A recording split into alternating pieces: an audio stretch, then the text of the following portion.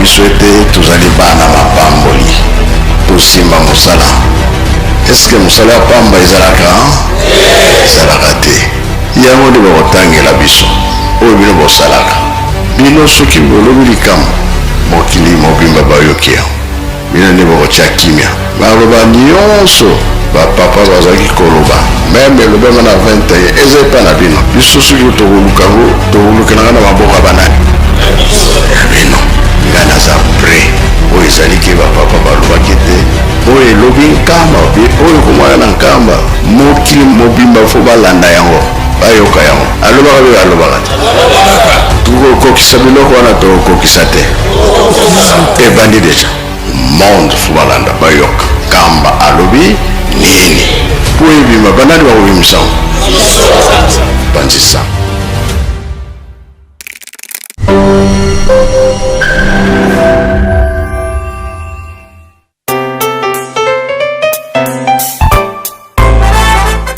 Bonjour à tous et bienvenue sur cette chaîne YouTube Presque Nkamba, une nouvelle chaîne créée officiellement pour vous donner l'actualité de Nkamba dans différents programmes comme l'émission Plateau des pèlerins, l'émission Opinion des visiteurs de Nkamba. Bref, toute l'actualité de Nkamba sera disponible tous les jours sur cette chaîne YouTube.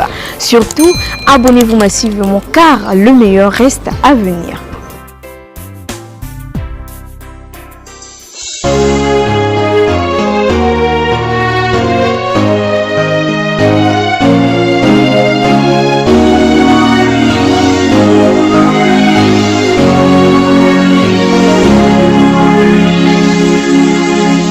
C'est du nouveau sur Presque Nkamba officiel. Dès maintenant, vivez les activités du chef spirituel et de ses conseillers directs, les informations de l'église, les émissions et les cultes en direct d'Nkamba Nouvelle Jérusalem. Partout et à tout moment, restez connectés à la Presque Nkamba officielle, votre chaîne de proximité désormais en live. Suivez-nous en direct sur YouTube. Presque Nkamba officiel, la voix qui vous accompagne désormais en temps réel. Connectez-vous car le direct c'est maintenant.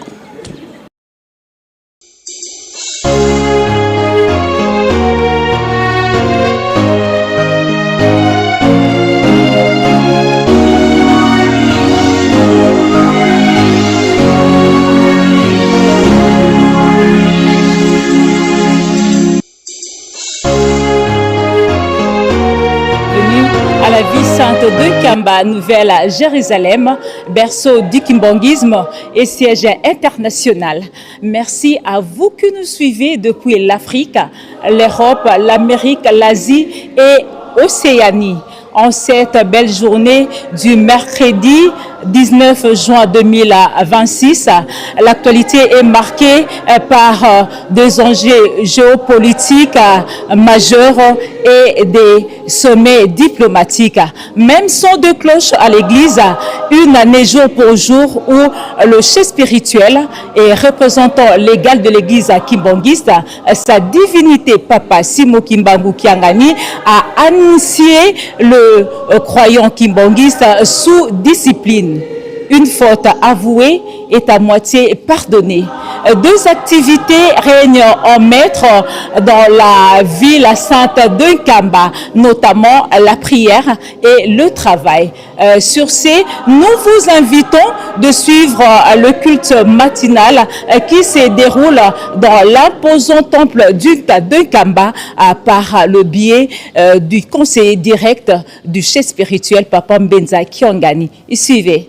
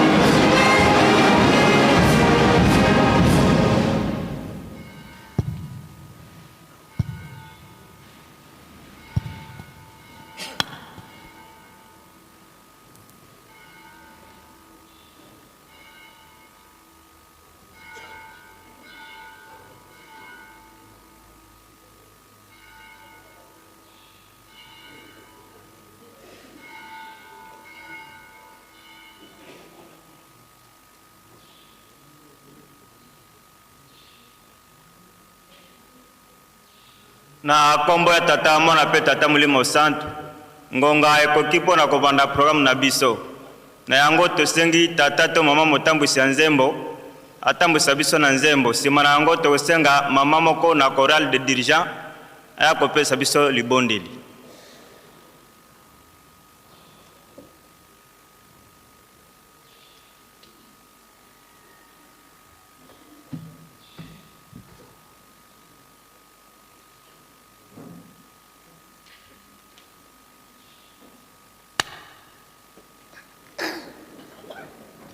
Tilwa nzambi ukansila mukimwana kyame 2, 3 silwa nzambi ukansila mukimwana kyame tela mese salu kyangunza nzambi silwa nzambi ukansila mukimwana kyame tela mese salu kyangunza nzambi tusadila salu kya nzambi mukeleka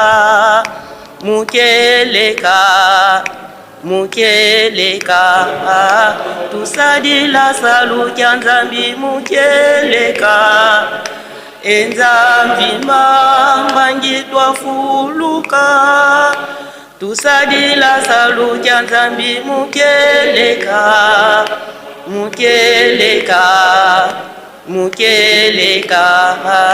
tusadila salu kya nzambi mukeleka enzambi mambangitwa fuluka. Tusamba.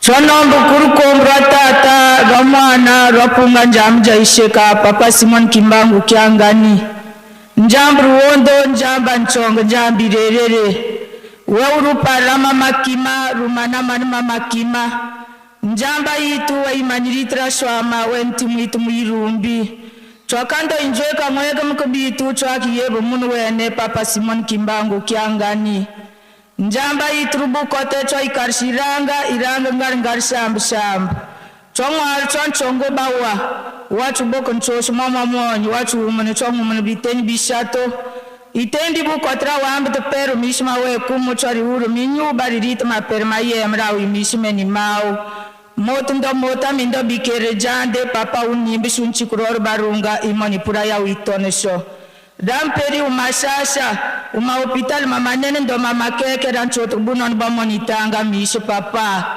wenjambe papa wa docteur njubu kota neshina manu njamba yitu baye traitement spirituel papa mbe bawo bunono bakariet baitone njamba merci mabwiki dan chat bit ben chongo mundo bunono babu keke papa chomi umbura unjiki na ishini kuoshkata unja monyo wankirmo mama nishichu monsu ponjo njamba yitira kutwa kirombo njamba chomi mitemnyiti nyangwarbu kare papa teshi mama nyumitema njamba yitemen mitoto bachura buchuto munkirmo mama nishichumon mon mwashira ndorio na nyetu boshinkirmo ari na papa imwane njwankeke nimbishi mama kima njamba yitenin katantemu ni mwande mabare mibor makotishi mibunono njamba yitemen mibari yande mitoti yande ayanda biti chumarabi chumatomu bwankirmo mama nisho chumon mon mwashira porcho nombo ko katashina mananja ikima matapro ma program tindo mamanisho urukombro tata do mwana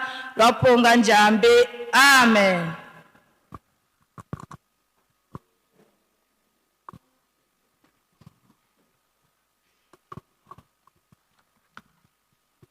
Na kombo ya tata mwana pe tata mulimo mosantu to simba mukanda ya tata nzambe tokotanga na mukanda ya Exode chapitre 20 verset 1 à 17 pe tokoleka na 12 préceptes de notre chère église kimangiste tolobi tokotanga na mukanda Exode chapitre 20 verset 1 à 17 pe tokoleka na 12 préceptes ya église kimbangiste soki tomoni tokotanga na kombo tata mwana pe tata mulimo mosantu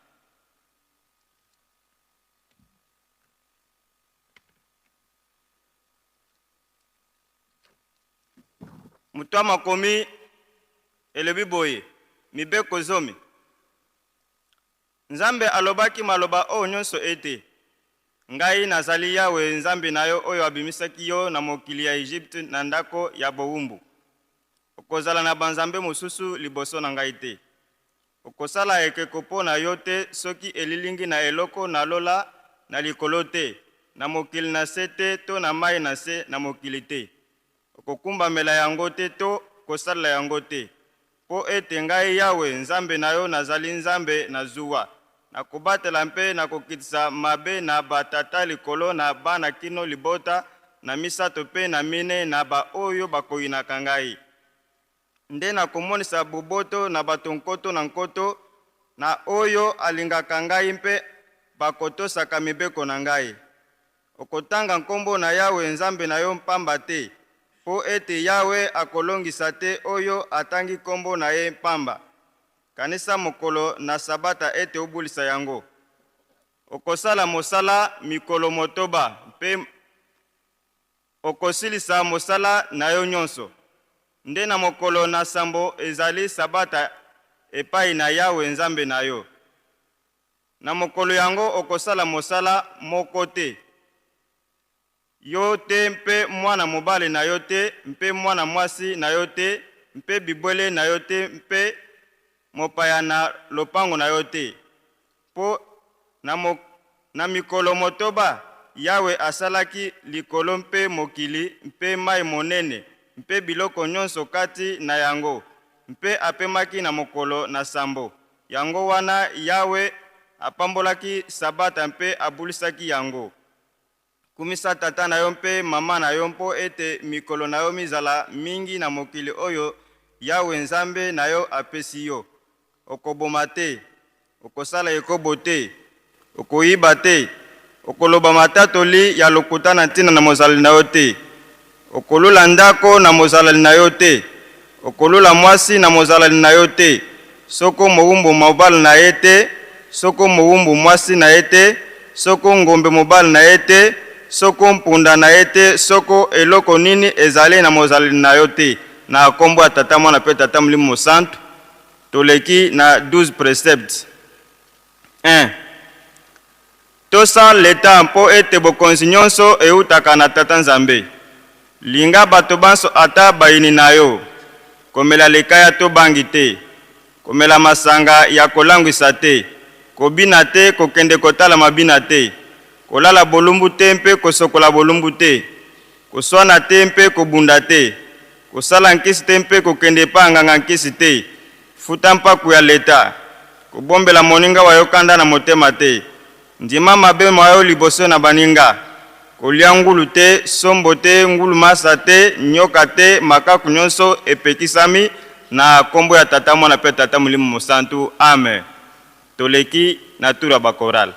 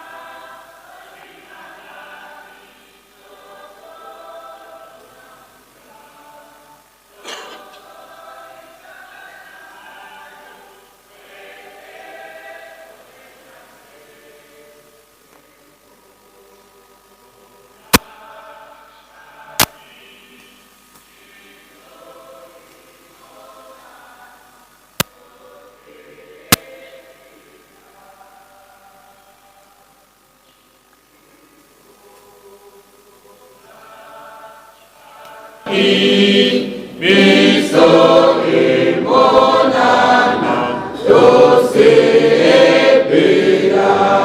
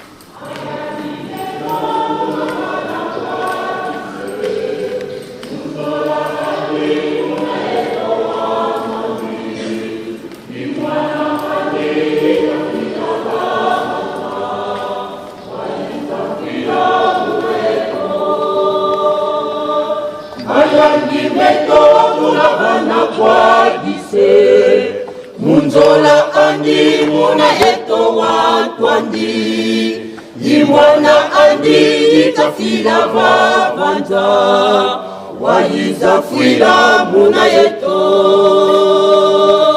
Tuye ngoloka muna kese Nikunga neto miya kendero Enzola sivi muna yeto watwandi Waiza fuila muna yeto Enzola sivi muna yeto watwandi Waiza fuila muna yeto Tuye ngoloka muna kese Mikunga neto miya kembero Enzola sivi muna yeto watwandi Waiza fuila muna yeto Enzola sivi muna yeto watwandi Waiza fuila muna yeto Tuye ngoloka muna kese Mikunga neto miya kembero Enzola sivi muna yeto watwandi Waiza fuila muna yeto Enzola sivi muna yeto watwandi Waiza fuila muna yeto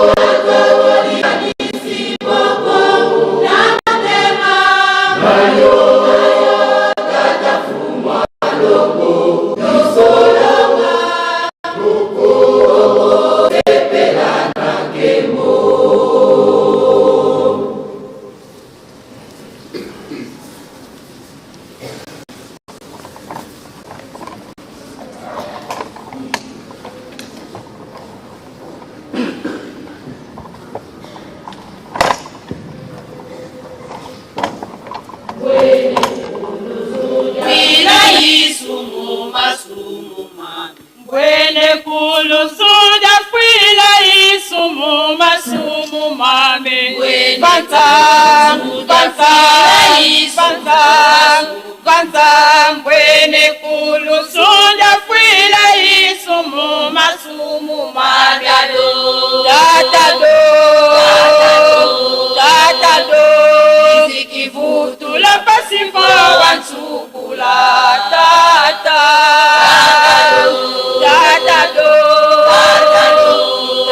Tatado Izikivutu la pasipo wansukula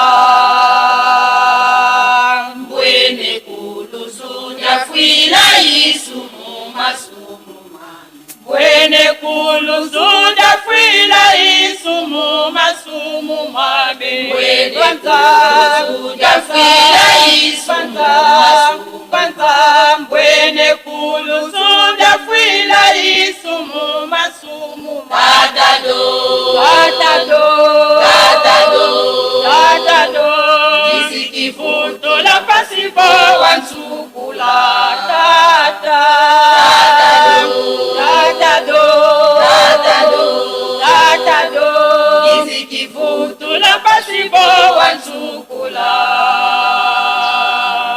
Pasiza kuyiluka kwa melondo Mera makumatengo mama mbia bakondia Tatado Tatado Tatado Tatado Mutula munzwa kumpasi yake mbela Tata Tatado Tatado Tatado Tatado Mutula munzwa kumpasi yake mbela Pasi za kuiluka kwa melondo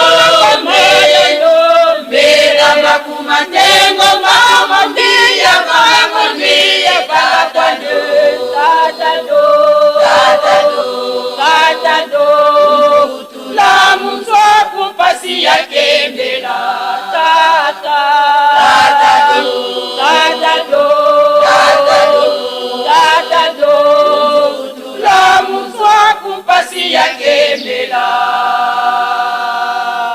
Pasi za kuiluka kwa melondo Mbela makumatengo mama mbia pamba kwande Tatado Tatado Tatado Mutula munzwa kumpasi yake mbela Tata Tatado Tatado Mutula munzwa kumpasi yake mbela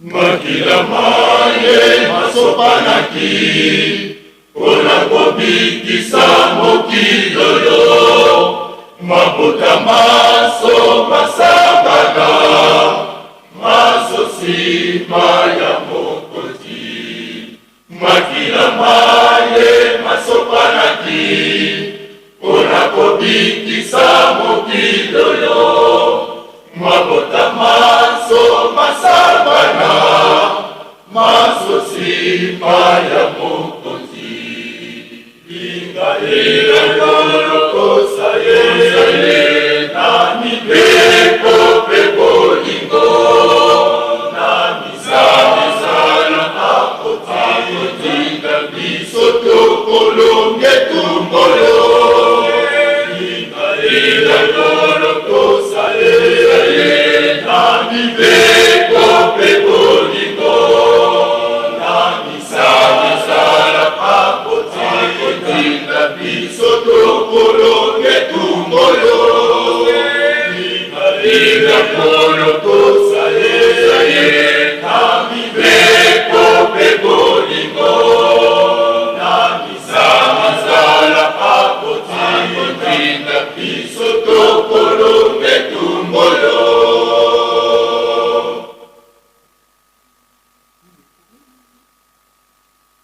Minyokomiye anyokwa maki Pona kobikisa mokilolo Makakami waye obaroko Masoso na lokoso lindo Minyokomiye anyokwa maki Pona kobikisa mokilolo Makakami waye obaroko Masofona lukosolino Inga ila kolo kosa ye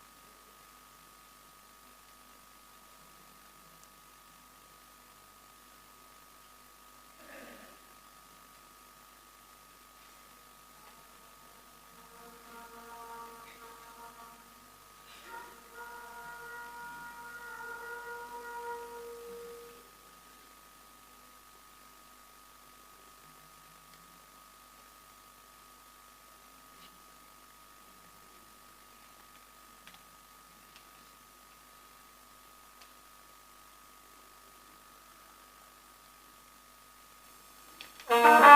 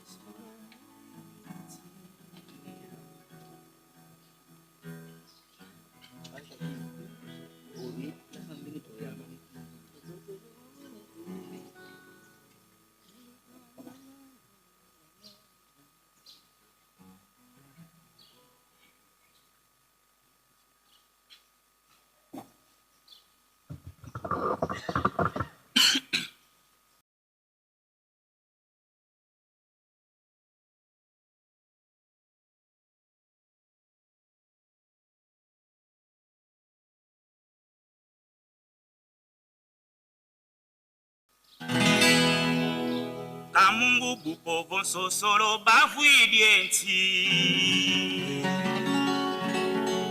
Mulusambulu Mukungwa mvuluzi Inzami ya samba masimetu Inzami tusambanga Mukungwa isu ibavwiletieto Kamungu bupovo sosolo bavwileti Mulusambulu mukungwa mvuluzi Alleluia Kamungu bupovo sosolo bavwileti Mulusambulu mukungwa mvuluzi Inzambi ya samba masipito Inzambi tusambanga Mukungwa isu ibavwileteto Kamungu bupovo sosolo bavwileti Mulusambulu mukungwa mvuluzi Alleluia Kamungu bupovo sosolo bavwileti Mulusambulu mukungwa mvuluzi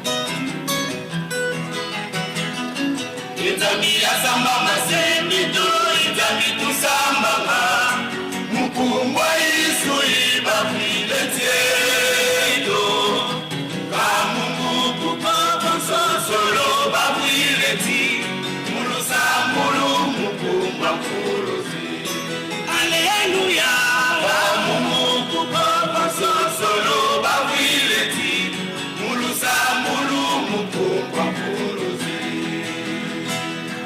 Inzambi ya samba masipito Inzambi tusambanga Mukungwa isu ibavwiletieto Kamungu bupovo sosolo bavwileti Mulusambulu mukungwa mvuluzi Alleluia Kamungu bupovo sosolo bavwileti Mulusambulu mukungwa mvuluzi Mumengama vika kudiru Mwaikwa vose tuwatwani Kamungu bupovo sosolo bavwileti Mulusambulu mukungwa mvuluzi Alleluia Kamungu bupovo sosolo bavwileti Mulusambulu mukungwa mvuluzi Mumengama nikwa kudiru Waikwa vose tuwatwani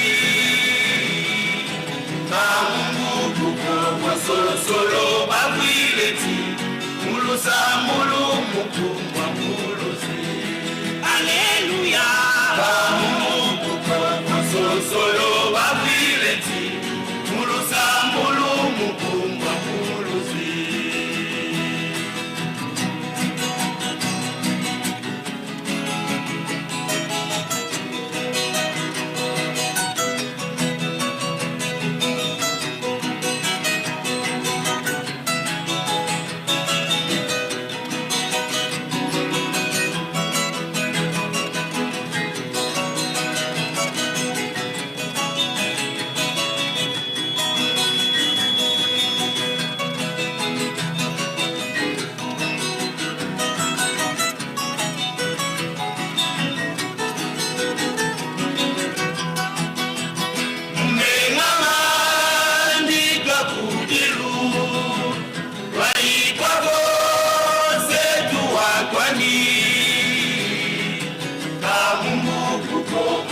solo Mulusambulu mukumba muluzi. Alléluia. Mukoko sosolo bavileti. Mulusambulu mukumba muluzi. Mumengama nitwa kudilu. Waikwa bose tuwatwani. Kamungu kukoko sosolo bavileti. Mulusambulu mukumba muluzi. Alléluia. Kamungu kukoko sosolo bavileti. Mulusambulu mukumba muluzi.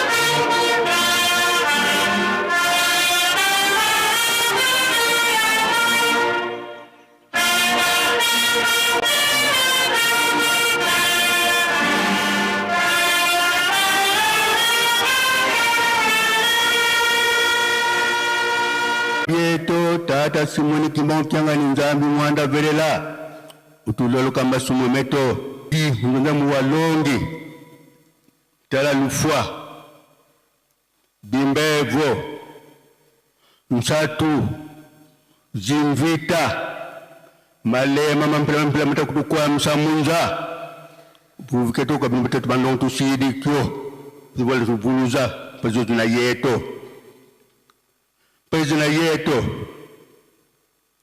mumiela meto munitu zeto mubisalu beto muzinzo zeto muzifamilie makande zindinga mudibundu ya muzamvimba mpasi bantu fwa muzimvita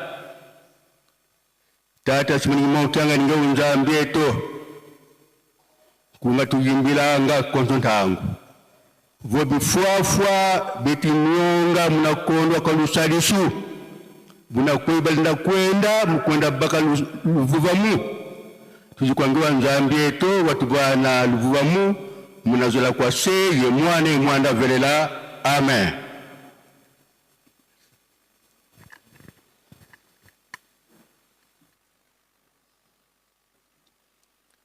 Na kombo ya tata mwana pe tata mulimo mosantu to simba lisusu mukanda ya tata nzambe tokotanga mukanda na Luka chapitre 23 verset 24 tokosuka na 47. Luka chapitre 23 verset 44 tokosuka na 47. Soki tomoni tokotanga na kombo ya tata mwana pe tata mulimo mosantu mutwa makomi ezali boye moto oyo azali mokonzi ya bayuda 44. Na ngonga pene ya midi molili ekotaki na mokili mobimba kino na ngonga ya misato ya pokwa pamba te moi etikaki kongenga mpe rido monene ya tempelo epasukaki katikati. Yesu akangaki na mongongo makasi, tata nazongisi molimo na ngai kati na maboko na yo. Sima na ye koloba bongo akataki motema. Tango mokonzi ya basoda ya Rome amonaki makambo oyo elekaki, akumisaki nzambe mpe alobaki moto oyo azalaki penza sembo. Na kombo ya tata mwana pe tata mulimo mosantu amen. Tobondela mu general tata mun mabonga nzambe tu papa simo kimba to hana mbar njavula muka tubamba ritinja kumi twakuma mukumbira uhana lukumu ngaponewa mukona nodisa anemisa monyo tatangusha kulunga nonga tangi mikande yadi kansibugura kamisono wa mikanda ngakale nendo ngalomba kutomena de ubunne mundunga jagi mpeve ngudisaki vidi nguzali senu mpeve kala tomena nyima ima yetulonga so utomera da naiti kwa tetu kitile ibalega fafunji ndom kuna funja kangisu kishilondo mu general nzami tata mun mabonga amen. Na kombo ya tata mwana pe tata mulimo mosa totanga ki mikanda mi ngomba mkanda ya mibale totangi eza mkanda Luka chapitre 23 verset 44 à 47. Mukanda exode la kisi kobima. Soki kobima ezalaki kokota nde ezalaki liboso. Tata Nzambe alakaka na Abraham ete libota na yo kokende bombo na mokili mosusu na mbula 400. Tango elaka ekokaki bana Israel bakotaki bombo bazalaki 70 personnes. Baumela ekuna 430 kasi babimaki 600,000 personnes. Batanga ki ba mama pe bana te kasi batanga ki bilenge mibale oyo bakokisa ki fenta pona kobunda itumba. Moïse nda bimisa ki bana Israel na boumbu. Bakoma ki na ngomba Sinai, Tata Nzambe apesa ki bango mibeko zomi. alakisaki na bango ete ngai nazali bule esengeli mpe bino bozala bule. Nde ntango bakomaki penepene ya mokili elaka, Tata Nzambe alobaki na Abraham ete na Moïse ete pona banongi 12 bakende kotala mokili na elaka kuna na Kanana. Bakendaki batalaki mokili kokende na kozonga basalaki 40 jours. Tango baaki bapesaki sango na Moïse alona mpe lingomba mobimba ete mokili touti ezali ya kitoko, eloko akoluka kuna ezali te. Kasi likambo tomoni apasi kuna bato tokuti bazali bambinga, bazali milai mpe minene. Biso tokoka kubunda na bango etumba te, tomonanaki lokola mayoyo liboso na bango. Likambo wana ezongisaki kondima bana Israeli sima. Tata Nzambe asilikaki alobaki na bango ete lokola bondimeli ngai te na maso nasalelaki bino, moko te kati na bino ba oyo batangamaki 20 ans akokota na mokili elaka. Bobele Yoshua na Kalebi na bana na bino bango nde bakokota. Bana Israeli babimaki 600,000 personnes, kasi mibale pamba bakotaki. Pamba te bango nde bazalaki na kondima. Ba oyo nyonso baselaki na kokufa na esobe, pamba te bazangaki kondima. Batatana ya bamama, loba ya kala, loba ya sika. Lelo tozali lisusu na bayoda te, kasi lelo likambo yango ezali na makolo na ngai na yo kimbangiste. Soki bozo tambola bato mibale na nzela, moto ali boso akoyi na libulu, yo ya mibale sala de toutes les façons pona kosote libulu wana zwa mayele. Biso tozali na Tata Molimo Mosantu o tozali kosekana ye, tozali kopesana na ye bambote, azo conduire biso, azo pesa biso ba tic-tac à tout moment. Ete biso tozali ba aveugle tolanda kaka ye. Nde toyeba ndenge nini ya kosote libulu. Papa range na lobaki ete esiko bokomona bakome Israeli bino bolongola kombo na botsaki mangiste. Biso nde tozali photocopie bana Israel, tozala photocopie corrigée kati na mibeko o Tata Molimo Mosantu azali kosenga na biso. Kuna tobeti sete na 5e commandement, 6e commandement oyo izwami na 13e verset. Ilobi koboma te. Koboma ezali kaka na kindoki te, kasi ata ocheli moninga na olukuta, ofundi moninga na yo, wana obomi ye deja. Soki baye kokanga ye, bapasi nyonso akabanda omona kuna na prison, ekosala ye malamu te. Batatana bamama biso bakimbangiste, tozala ya kokanga makati na mibeko wana te. Kuna na 12 préceptes, tobeti sete na 5e commandement oyo elobi kobina te. Pamba te kobina yango wana ebomisa Tata Yohane. Tokotala yango na mukanda ya Marc chapitre 6 verset 22 tina 29. Kuna tokozwa histoire ndenge nini Yohane akufaki. Kuna na mibeko toleki. Totangaki mukanda ya mibale, mukanda na Luka chapitre 23 verset 44 à 47. Mukanda oyo Luka mtu akomaki yango. Luka azalaki moyuda te, azalaki moyekola nkolo Yesu te, kasi azalaki mo grek na mboka nchoka Sulia. Ye azalaki docteur, akomaki mikanda na ye mibale, sango malamu ya Luka mpe misala ya bantoma. Akomelaki yango ndeko na ye Théophile, o azalaki mokonzi na Roma. Makambo oyo akomaki na mkanda ya sango malamu ya Luka, atunaki yango na mama Maria, mama ya nkolo Yesu, bayekola ya nkolo Yesu mpe na bato mosusu. Kasi makambo oyo akomaki na misala ya bantoma, ya liboso balakisaki ye, kasi mayemalandaki, ye moko amonaki na miso. Pamba te azalaki moko kati na basali ya Paul. Bakutanaki na Paul na mobembo ne ya mibale na mboka Toloa. Makambo oyo totangi na verset 44, kuna balobi mokolo yango molili butu ekomaki de 12 heures kino na pokwa na 15 heures. Na yango rido monene epasukaki oyo ezalaki na porte ya temple. Tango epasukaki nkolo Yesu agangaki na mongongo makasi, mpe alobaki, Tata, na sili kotika molimo na ngai na maboko na yo. Mokonzi ya basoda ya Roma oyo azalaki wana amonaki evenema wana alobi ya solo na kumisi Nzambe moto oyo azalaki moto ya bosembo. Batatana ba mama to ibu malamu ete nkolo Yesu ayibaki na ete alandaki mwasi ya mutu te ayaki pona koteya pe pona kosalisa batu mekasi batu ya mokili balengaki ye te. Na place akokumisa ye bango bakumisi Barnabas. Kuna ezalaki na Bayuda epa na biso Papa Simon Kimbangu bakangi ye le 12 septembre 1921.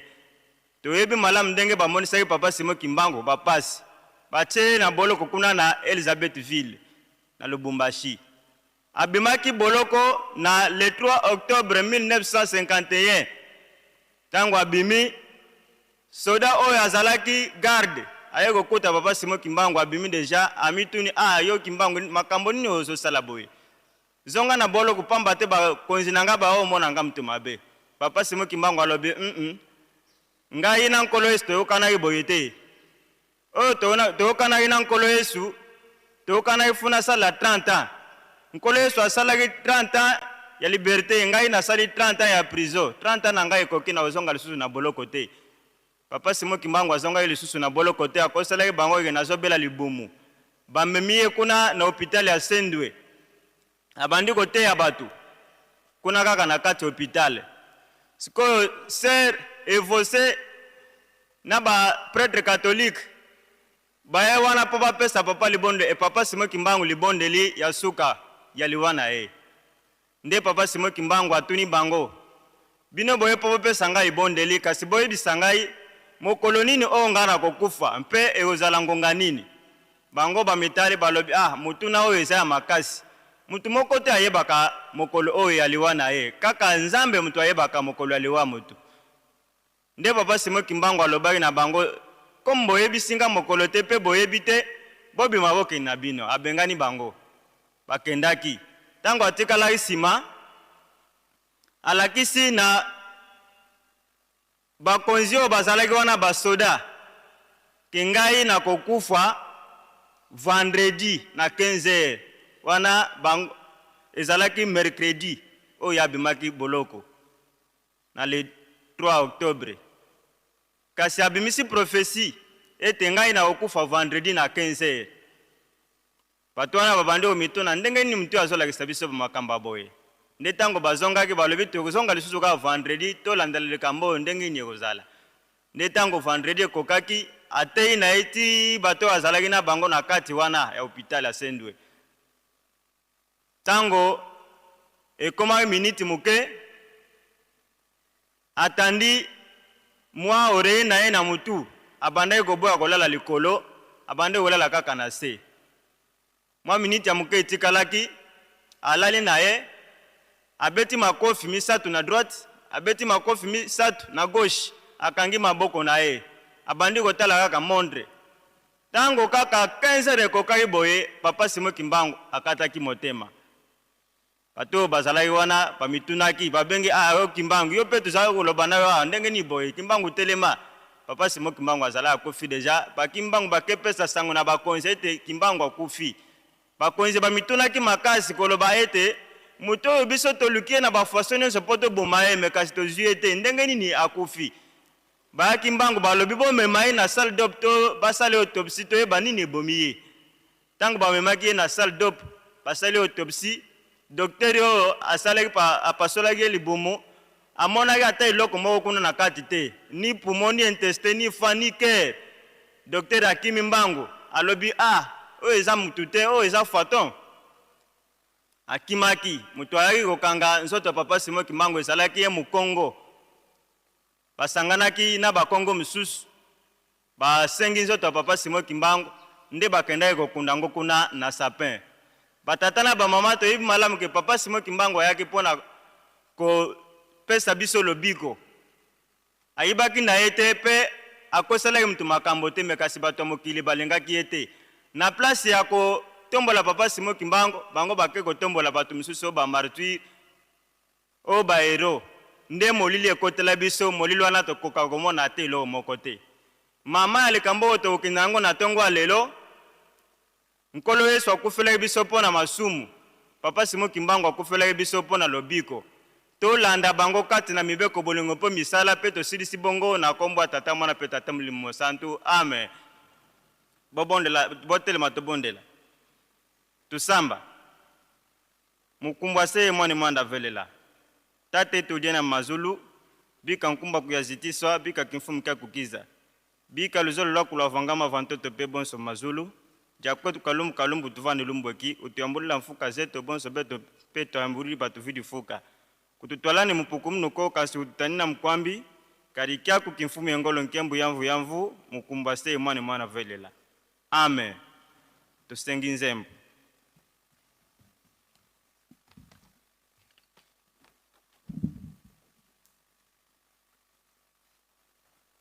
Fumu Yesu watusumbile zulu, Alléluia. Fumu Yesu, 1, 2, 3. Fumu Yesu watusumbile zulu, Alléluia.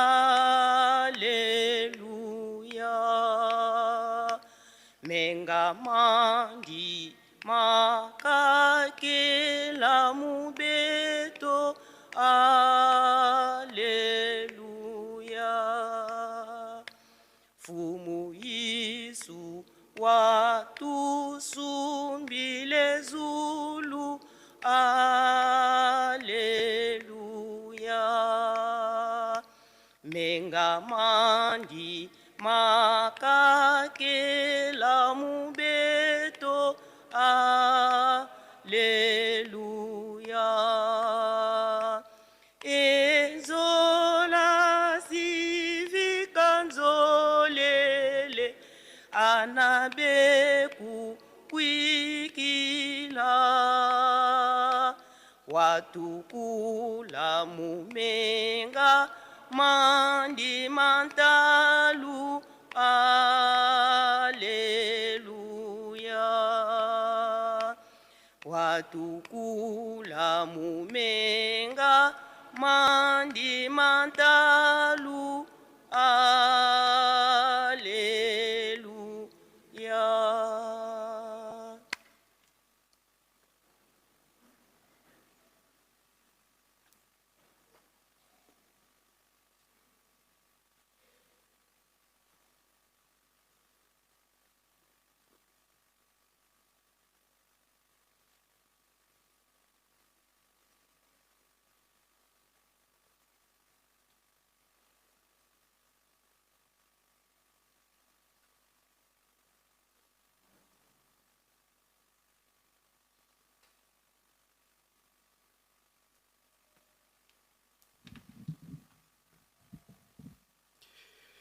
Na kombo ya Tata Mwana pe Tata Molimo Santu, lelo mokolo ya mitano, mokolo ya zomi na libua, pona sanza oyo ya motoba, sanza ya joe mobu mwankoto mibale na tuku mibale na motoba, samedi le 19, vendredi le 19 juin 2026. Tolandi matei mapesameli biso na papa Mutete Abraham, yazali selo, diacre, pe flûtiste ya Gungu kuna na province ya Kwilu.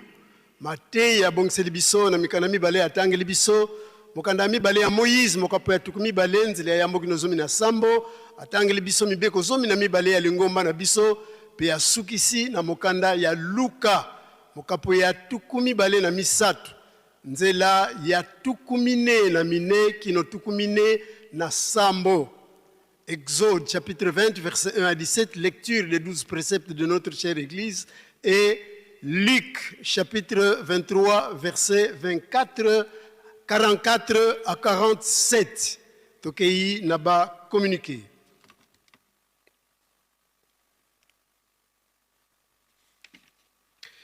Lusa Yesu kwa bisiki nzungila kia Yeluselemi midiampama hata 18 villages. Land la bisalbe ntungulu wa Yeluselemi, biena yeto biobitwa vewa kwa nzambi yeto bia ntungulu abisinsu.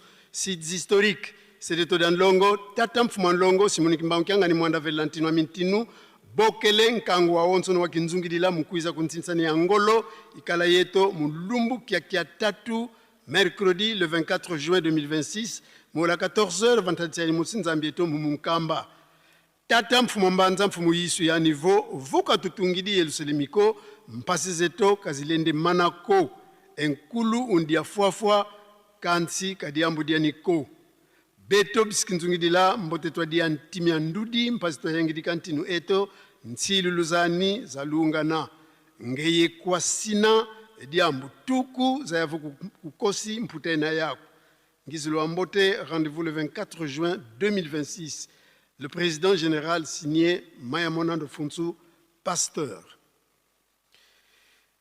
nantina ya ba programme oyo direction générale ya Ijiki et Bongisaki oyo etali opération ya $10 ya tol par jeune pe na opération Latisa Nganga Nzambe rectification et salimi par rapport ya ba date oyo episamaki liboso nde rectification et salimi boye opération ya $10 ya tol par jeune versement ya mbongo ekosalema mardi le 30 juin 2026 opération Latisa Nganga Nzambe yango ekosalema lisusu le 28 juin te kasi yango ekosalema dimanche ya le 26 juillet 2026 elikia ezali été banso to komi fixé signé Léon Kisilumeson Sitovuidi, président national.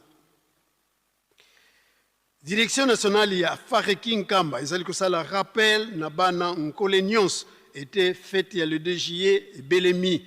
Moko na moko abongisa bikateli nyonso oyo toyebi malamu bikateli oyo episameli biso. Ndakisa cadeau phare $20, botongi Nkamba $10, botongi mémorial $10, botongi Nzanza Longa $10, cadeau ya défilé Kimbelekela mbongo ya ngombe pe pona mariage ya papa Simo Kimbangu na maman Mwilu signé Chimba Zola. Communiqué outina aumônerie kimbangiste des prisons et hôpitaux. Les directions nationales et sengi na bankengi nyonso ya les 4 camps ya Nkamba pe ba section ba responsable nyonso na libiangami ya papa Mvutu Kazola oyo azali aumônier général le 8 juillet 2026 biso banso tomata pe tokutana awa na Nkamba na ntina mosusu te nzambe na biso mokonzi ya bule pe mokonzi ya lingomba papa Simon Kimbangu Kiangani apesi biso esika ya kotonga ndako na Nzanza Longa mokolo yango nkengi pe responsable mokote azanga oyo akozanga akotunama wabino mama aumônière nationale mama Mayingi Catherine Nlongi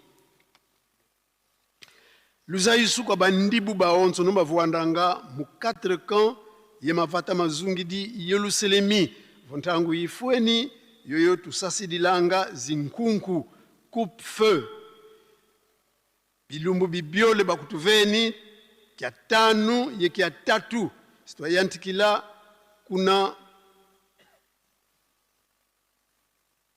Belgique mu 8 heures ibosi tukwenda mufulu bya nkaka tutomboka bafwana tuka batata bamama matoko yezi ndumba tunata malonga yekopo dieto yengizulu ya mbote kwa beto baonso no signé maman Nzuzi Mbwende présidente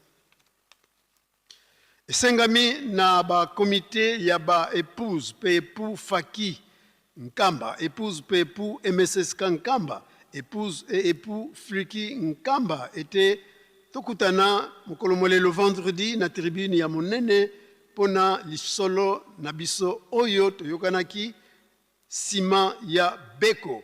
Chaque responsable ayebisa ba membre na ye pe comité mokote azanga signé maman Tsumbu ya Faki, maman Pauline ya MSSK pe maman Chambouyi ya Fluki boyeyi malamu. Esengami na ba épouse nyonso ya scout ba oyo bayaka na ba oyo bayaka lisusu te tomata biso banso na mokolo molelo vendredi le 19 juin 2026 sima ya honneur ya tata mokonzi wa bule na tribune ya muke ya preski poto bongisa programme pona molulu na biso ya le 12 septembre. Présence ya époux et épouse nyonso ezali obligatoire boyeyi malam signé Maman Mboui Fabienne présidente.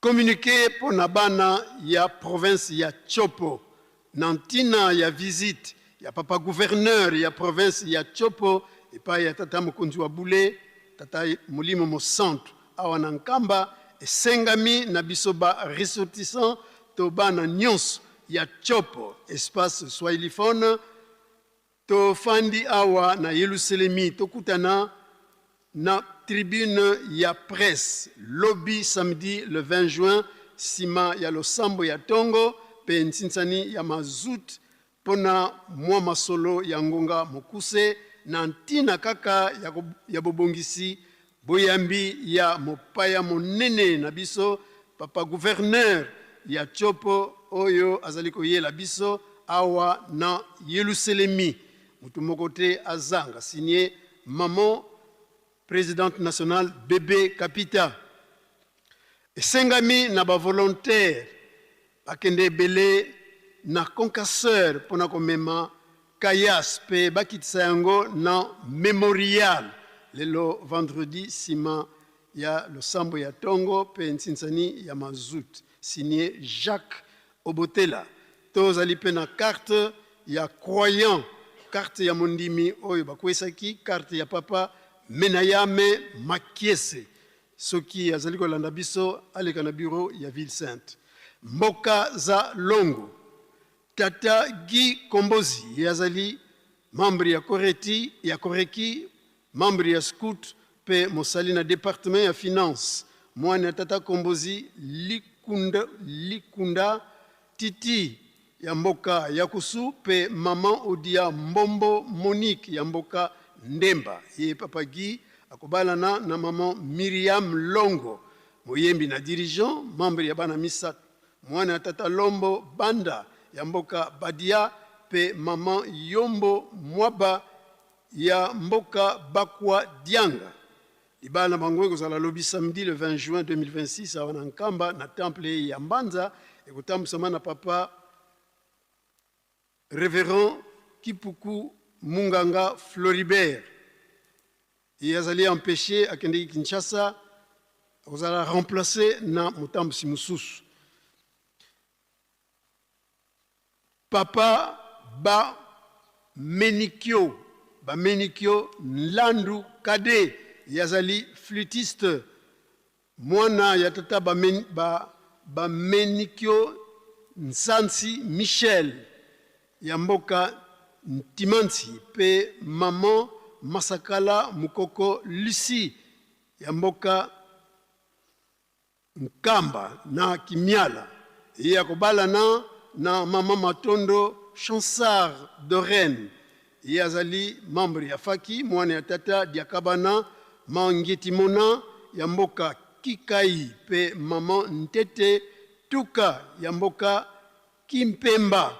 Libana bango kozala lobi samedi le 20 juin 2026 na paroisse ya Kimbanseke kuna na Kinshasa ekutamsama na papa révérend Mbongo Mpasi.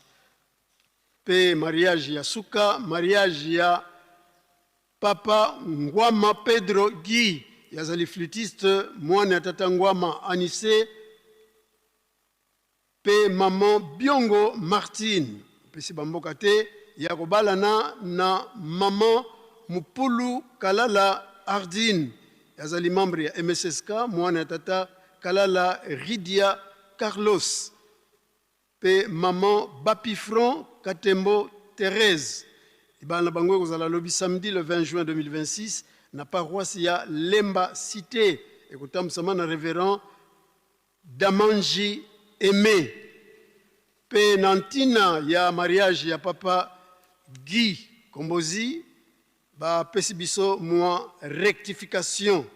Le département ya finance na budget zaliko yebisa ba invité ya libala ya papa Guy Kombozi Chitenge était changement et salemi na programme ya mariage ezali boye mariage civil et kozala kaka le vendredi le 19 juin na espace MKB na 15h au lieu de 11h.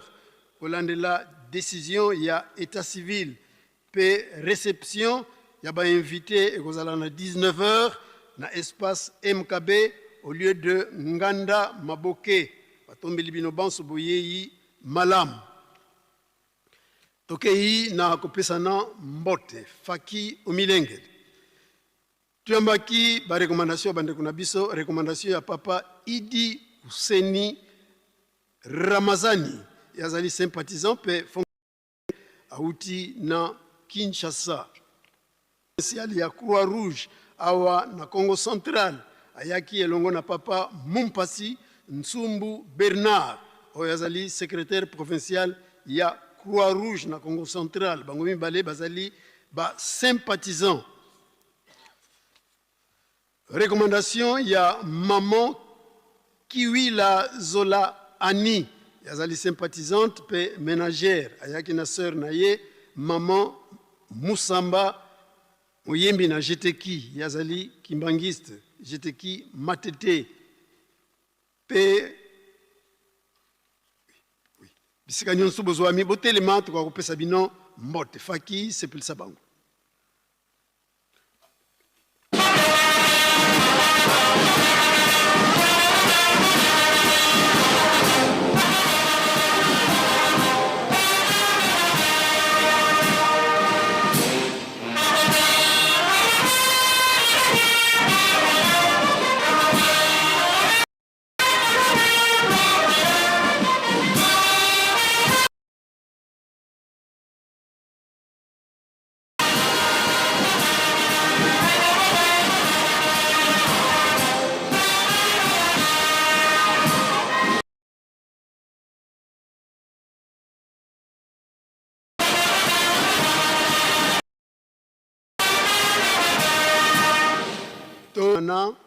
Pe tata Molimo Santo.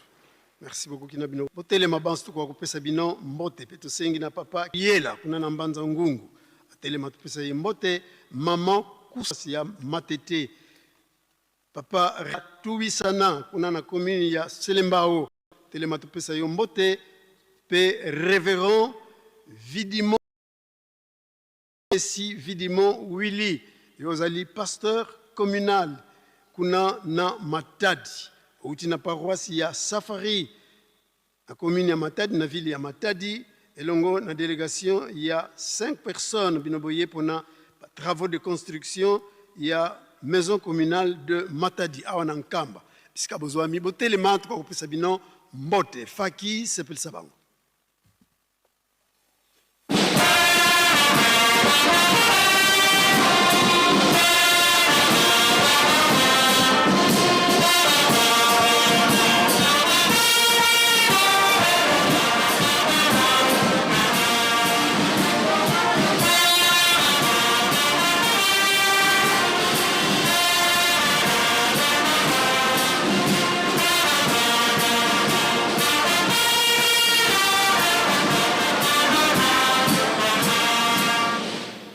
Bongisa maboko topesa bango mbote na kombo misatu ya bule na kombo ya tata ya mwana pe tata Molimo Santo. Merci beaucoup kina bino fanda to sisi bango na kombo ya tata mwana pe tata Molimo Santo pe to bengi papa pasteur ya Ville Sainte pour la suite ya programme. Merci.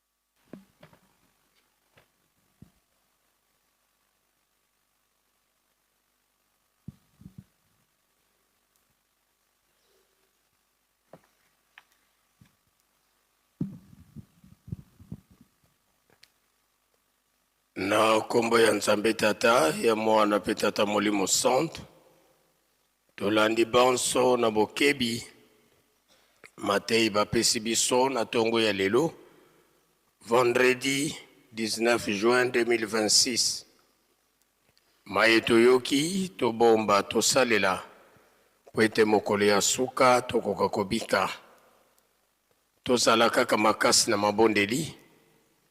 mabondeli ya tongo, mabondeli ya bangonga, soirée spirituelle, pe babeko, tolembate.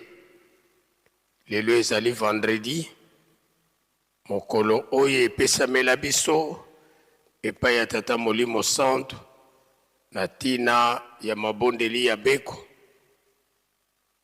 kobundela mokili, na bapasi oye ezingi biso, nde na 10 heures, biso nyonso tokozonga liboso ya résidence po ete toya kozwa programme ndenge tokokende kobondela mpona beko misala kati na Yelusalemi botongi nkamba pe tolona tobokola biso nyonso tomipesa surtout misala ya nzanza longa programme toyebi yango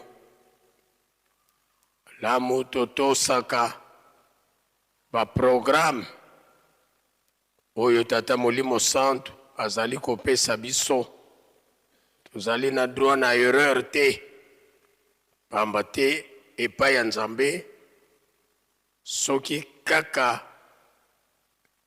to déranger timing ya programme na ye esika tozali komona ke bilaka ezali koumela tina wana lokola apesi biso mwa mesure de grâce ya kozwa bafungula ya bandako wana le 12 octobre lokola torataki le 22 mars malamu tobundela tozangisa lisusu te le 12 octobre tina biso nyonso tozala bomoko po ete misala wana emonana Nzambe na biso asepela biso topambwama tsinsani ya apaki contre afki ya chaque premier dimanche du mois sanza oyo tokobanda tsinsani yango ekozala dimanche le 5 juillet biso nyonso malamu tobongama malamu bimbelekela ya malamu emonana ezala na batata ezala na bamomo biso tovandi awa na kati ya nkamba bimbelekela na bakana biso na ba niveau ya ba mouvement ya ba choral batata babongisi kimbelekela na bango na konti ya apaki ba mama pe babongisi kimbelekela na bango na konti ya afki awa to tire attention ya président national ya apaki pe présidente nationale ya apaki nkamba pona oyo etali bimbelekela na niveau ya ba section na banza na palmarès tozoyokaka ba section oyo bazoyaka kosala versement to ba pasteur sectionnaire bazoyaka kosala versement directement sur place ba section wana ezokotangamaka na palmarès tina wana tosengi na bakonzi ya les deux associations babimbelekela ya ba section totika yango libre bango moko kuna na ba section tango bazali kosala ntsinsani na bango bimbelekela na bango kuna na ba section esunga bango na niveau ya ba section po ete kote ya ba section na bango pe emonana bakombo na bango etangama na palmarès na banza bino bambuta bozali kolanda biso eloko kaka tosengi surtout na ba niveau ya ba section tango bozoya kosala versement esengeli bosala détail tango bomemi mbongo bodetermine soki batata batu balongaki to bamama batu balongaki na monta ya combien soki batata batu bapolaki to bamama batu bapolaki na section na bino bapolaki na monta ya combien et non pas boye na mbongo kaka no mbongo nyonso basalaki na batata na bamama admeto 200 000 batata basalaki combien bamama basalaki combien eloko kaka toyebi ke bamama nde batu balongaki mais balongaki avec combien batata bapolaki avec combien donc tout ça la yango na collaboration pe transparence po ete to sepelisa nzambe na biso tutie eliki ete tango tokoya kosala versement na ntinsani oya le 5 juillet manso makomona na malamu mokolo ya yenga oyo le 21 juin 2026 nde bantinsani na biso ekozalela boye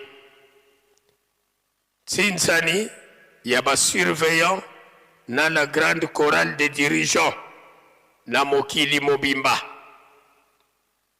biso pe tobongama malamu tinsani mosusu kaka na yenga yango ya bandeko na biso baflitiste bango tinsani na bango ekozala par partition chaque partition tobongisa pe bimbelekela na biso pona komatisa kota na biso biso ba mouvement mosusu oyo totikali ndakisa koreki jeteki fareki faki jesheki gaki ajax scout pe croix rouge biso tokobundela nani akolonga nani na mokolo wana ya yenga pe basali ko rappeler na bandeko ba surveillant tobosana te ekateli oyo ya $10 to €10 tozongelaki soki yo nano opesi te na deuxième tour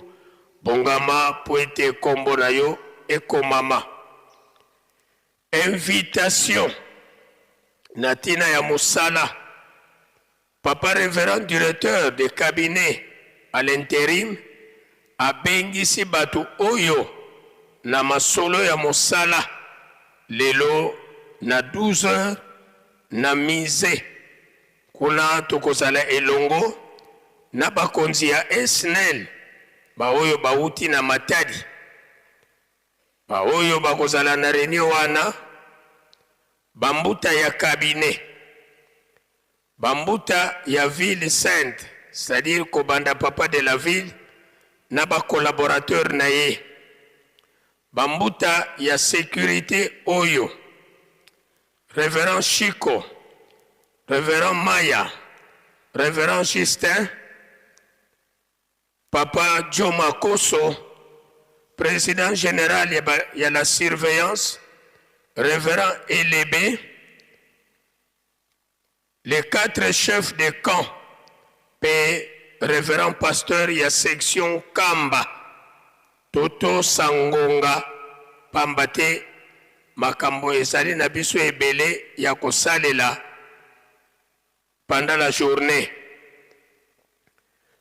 lobi samedi le 20 juin 2026 ndenge tuuti kolandela na ba communiqué tokozala na ba makambo mibale minene ya liboso tokozala na ebembe ya mama na biso mama protocole mwasi ya Redoc ya Congo Central akoya kokunda mawa lobi pe tokozala na mariage ya ndeko na biso papa Guy Kombozi ye azali na finance ya direction générale.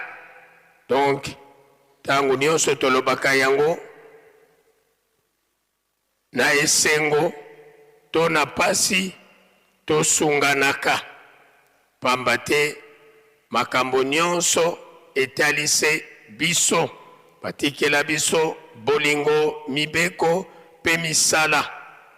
Lelo oyo pe tozali na ebembe na yanda mama na biso oyo autaki kotika biso na butu ya lobi titokoma pa 21h ya lobi nde ye azali mondimi ya komini ya Selembao.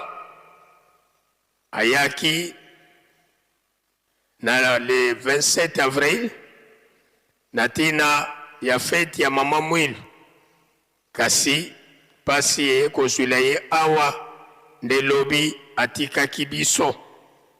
Nde ebembe na programme oyo famille bapesi uta Kinshasa azali kokunda makaka lelo awa na Nkamba kuna na cimetière ya Ngombe Kintsuka. Donc toyeba ete tozali na ndeko oyo autaki Kinshasa aye kopemela awa na Nkamba. Bandeko ya fliki tozala deja ya kobongama soki tosilisi kobongisa ba disposition nyonso pona kokunda ye, notamment cercueil pe libulu, nde tokofere bino signe po ete tokende kozela mama na biso kuna na mwanzo ya Kienga. Na banza maye o tozalaki na yango na mokolo mwa lelo tosilisi boye okombo ya tata ya mwana pe tata Molimo Santu pe tozongi na bopesani mbote faki tomibongisa.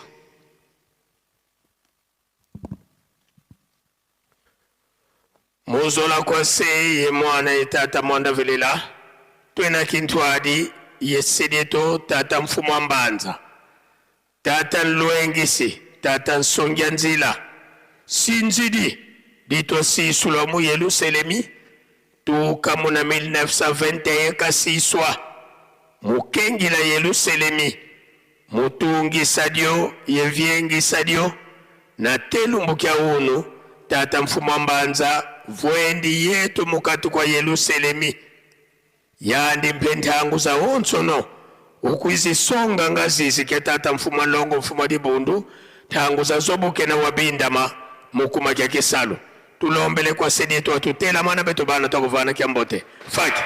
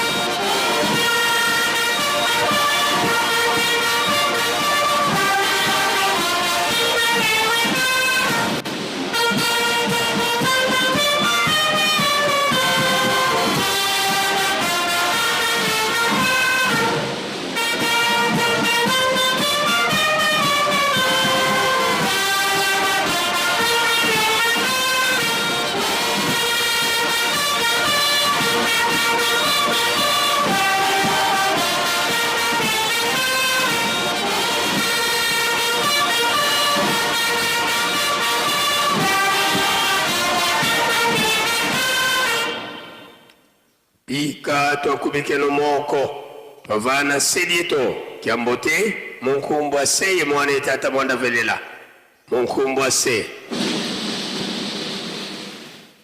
ye mwano ye tata mwanda velela.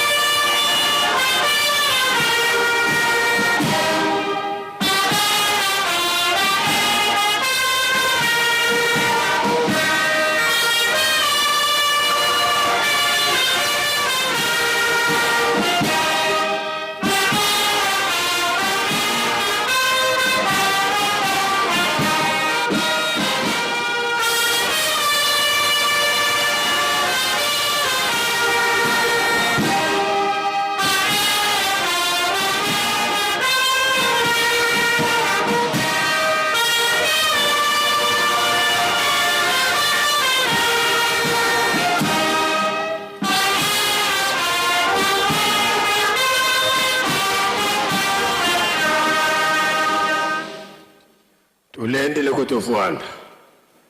Tulombele kunga yesambu kia le 6 avril. Kwa faki yesedeto sikatofoko de la salle.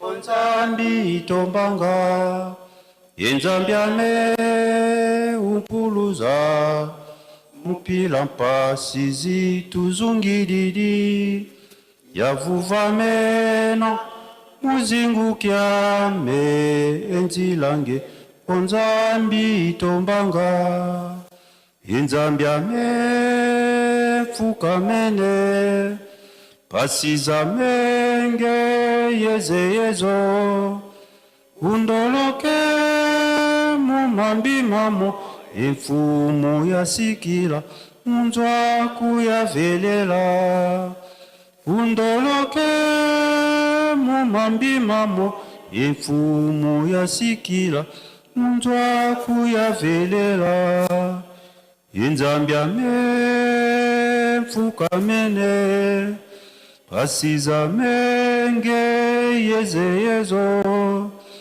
Undoloke mumambi mamo Efumu ya sikila Unzwa kuyavelela Undoloke mumambi mamo Efumu ya sikila Unzwa kuyavelela.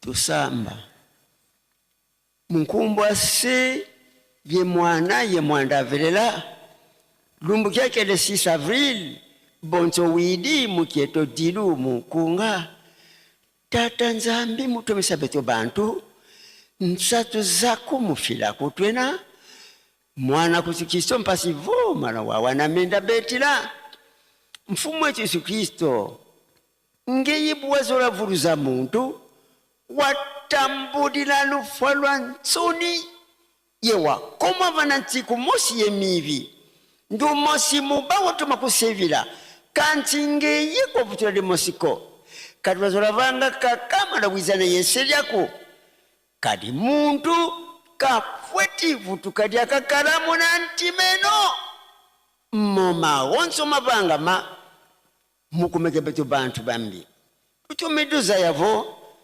Ngeye zolele vutula betu bantu kwa kala yaku bagi mosi Koko kalanga kumosi ye balongo Mumvutuka kuzulu Wasonga makala yaku balongo kibako Wabasonga luzolo lwako Yuabafila benda munza ya mvimba pakitiwa pakanu semi kuikizi mwanda velela swakulumuka yesi kakala yeno kanchi kalukunza yako mpova zeno momokanda moyo tumuinangazo mulumuki yakele sisa vita tanzambi mfumu Yesu yenge tata mwanda velela tuze idio vote na bavila vana mesomeno kadi tuvanganga malulimbolo zolanga tufuisanga bisali beno nsoni yetuvwezanga malwa kanikina tufukamene vana malumeno pasipo twamona nlemvweno tutonene mbizeto kadi nzaya mvimba niku pasipo twateza yake tingeye unani utuvisisa kadi beto zaiwa kimwana kaka mukuma kya mbizeto bivukubiku chusakili lufwa bimbevo mvita nsatu yemambira mubela lyako beto katwena yetininukia nkakako ngeye kaka iswa munuketo lututanina kali tukondolo wankaka ndionana kala kimpopela kieto valwena lutusundisa mumvita zileto vanza simadilukieto mfumu kutadi masumu metoko kazuze nge mfumu Yesu kubafula bana timpa sipo beto twabika bana banzambi tulombe lufuwa mu nza ya mvimba mu Afrika Europe Amerika Asia yeweseani ngeye babo kavasala tadi vanan tandwa tadi yani kodi limbwa kungulwa kanzi tumwini bondambu zankaka munza zakini kaka muwisa kya bantu bankaka munalovuvamo yambula kubasodila kimpovela mukubadiatisa kadi tumwini vo menga mabandu mayidi kidi kalazinga vana meso maku mukumeke kisodila ntwadisi diudu dina mpasi beni da kiadi mpe kadi bubu tala bafweti kutunwanisa beto ye beto tunavonda zani tululombele lwatukatulila mu mahonzo pasipo luvuva muluiza mzaya mvimba pasipo makanda yezinenga mawizana yimomo tuziyekola kwa beno banlongo munkumba se ye mwana ye mwanda velela nzambi zengyankanu watu wantiona yonodilanga ike kwanka onzambi zodyasu kami kwiza ke kwiza ovanza kwandyo nawe nayo pasi unawa ukandidira okuyandalanga kampi onzambi zodyantiona oyandalanga mosivana bena omfala Yesu yatololwa kasi wavumbula kayo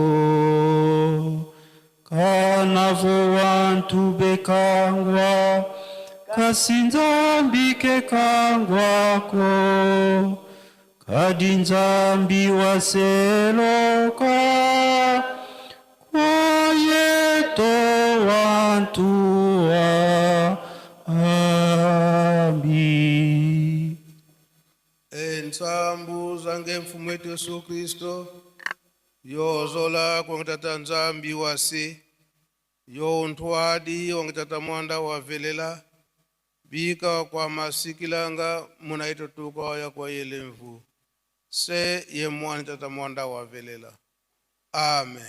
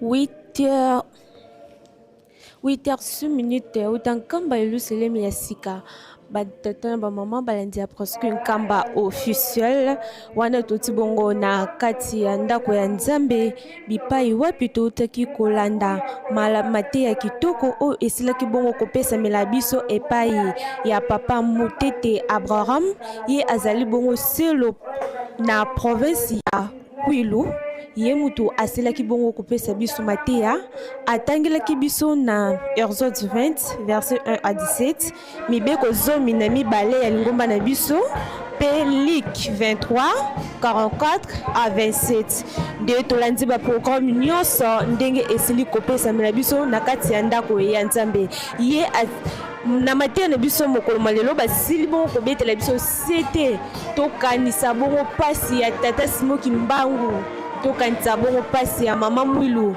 tokanisa pasi ya bamvoala misatu bango basilaki bongo komona pasi na tina na biso tokoka kobika tokanisa bongo pasi ya tata Simoki Mbangu asilaki bongo tango azalaki na prison ye bonyokwama pe nyonso wana esalimaki na tina kaka ya biso tokoka kobika.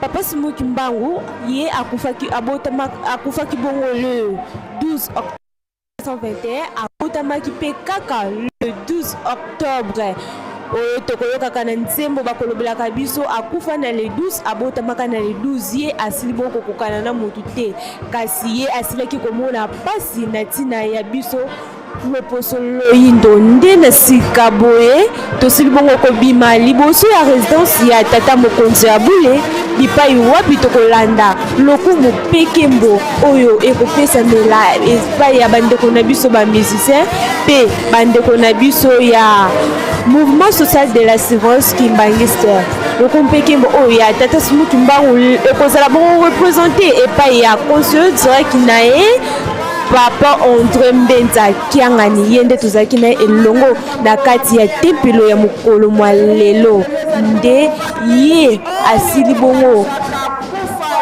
kobima azali bongo deya kobima kozwa place na ye na tribu na résidence ya tata mokonzi ya bulende tokolanda baprogramme banso oyo ekosila kopesamela biso na mokolo mwa lelo kasi tokoka kobosana te ete lelo ezali mokolo ya vendredi ezali mpe mokolo oyo tokotaka beko na ntina ya pasi oyo esili kozinga biso na mokili nde tolandi epai ya papa pasteur ya ville sonte ye asili koyeba na biso ete tokozonga awa na ngongo tokozonga lisusu na ngomba ya bule na ngonga ya 10h mpona koya kozwa programme lolenge kani tokokotela beko nde wana nyonso tozalela yango ya kobongama tokoka kobosana te tozala bongo kaka bana ya mibeko tozala bongo bana ya bolingo ndenge tata na biso alobelaka biso ntango nyonso ete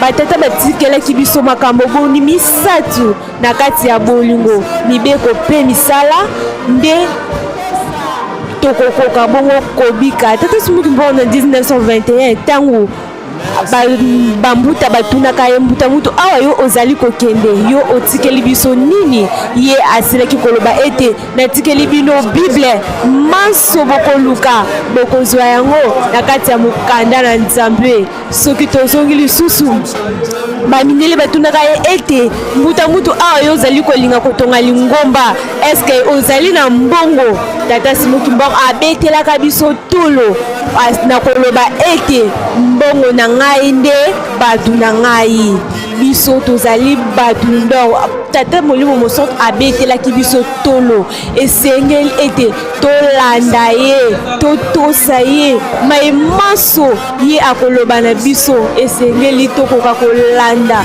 pamba te ye asila bongo kobetela biso tolo aloba ete mbongo na ye nde bato na ye bato yango ndi ngai na yo tata momo kimbangisi te nzambe na biso abetela biso tolo tokoka bongo kotosa tolanda inscription oyo azali kolobela na biso mikolo ete inscription donc soki bayebi yo tosa pamba te tokoka kosepelisa ye soki ye asepeli nde biso tokozwa bongo mapamboli esene na biso tokoka kozala bongo kaka bana ya mibeko bana ya bolingo bana ya misala na makambo misato wana nde esili kosimba monene ya likambo na kati ya makambo misato lelo ezali bongo vendredi ndenge biso touti kolobela yango ete vendredi ezali bongo mukolo torezonaka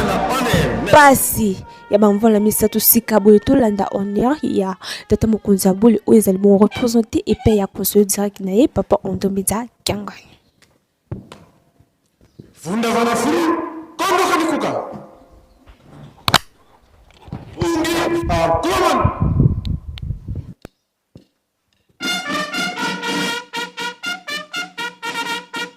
lu susumuka kindu lukandama gi mukunda lukunda tinu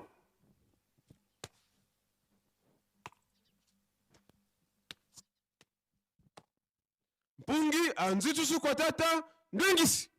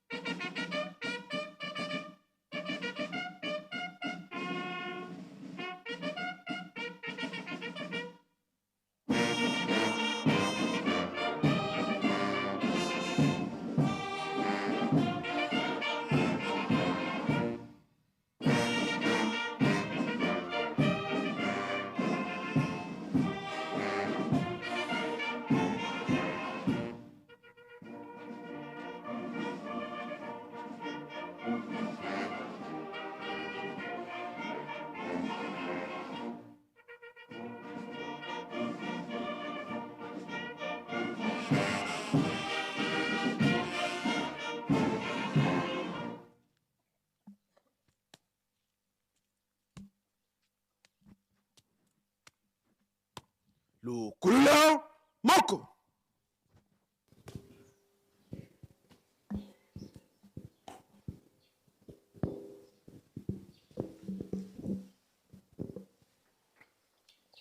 batata iba mama kiamboto kyeto awe itukolele beto peto letezi o kombo ya tata ya mwana pe tata molimo santu tolandi mate na biso na kat nanda kwa nzambe ndenge bauti kote ya biso bilei na biso ya bomo bapesi biso yango nde kobatela biso moi mobimba ba programme nyonso pe lingomba abongisi biso tolandi malamu yango nde tokolanda pe kosalela tolanda malako oyo papa Simon Kimbangu kianga nazali kotinda biso. Tomipesa mingi na misala ya botongi. Na ntango oyo mingi toza na misala ya botongi Yerusalemi. Esika biso nyonso bapesi biso misala ya botongi Yerusalemi. Donc bapesi biso devoir. Mutu na mutu a respecter devoir o bapesi tatina botongi Yerusalemi. Kolona pe kobokola pe ndenge moko. Biso bato bapesi na misala wana ya kolona pe kobokola malamu to respecte mutu na mutu tâche o bapesi ye na kati na lingomba ya tata Molimo Santu. Lelo ezali mikolo mitano ndenge batangeli biso na kati na ndako ya Nzambe ezali nde mokolo tokokanisaka liwa to elonga ya nkolo Yesu tata Simon Kimbangu pe bamvoala misato. Kasi na likambo bamvoala misato oyo ezali nde generation na biso.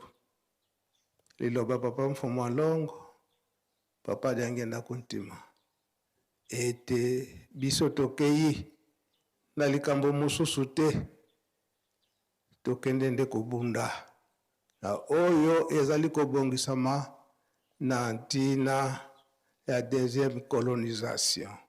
Papa Simon Kimbangu Kiangani aye kolamusela biso likambo mosusu oyo ezali ete crise ekozala solo eza komonana oyo ya bunzoto kasi oyo pe ya molimo esika wana tokanisa. Yango bapapa balobaki ete biso tokei esika biso tokozala tobanda komona bino me bino bobanda komona biso te. Kaka bokangama na makambo misato totikeli bino bolingo mibeko pe misala oyo bakotosa bangonde bakolonga tokanisa na esika wana.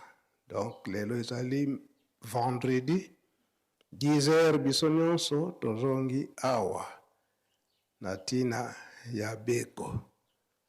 Toyebieki toza na ngonga misala oyo tozali ete toza na misala bisika tozosalela misala tobosana te bangonga ya mabondeli.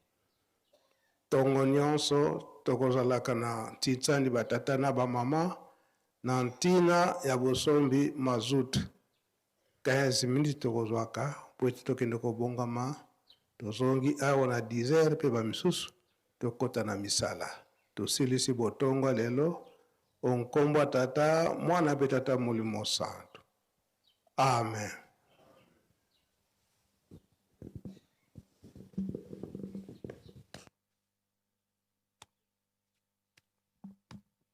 Mukunda lukunda ntino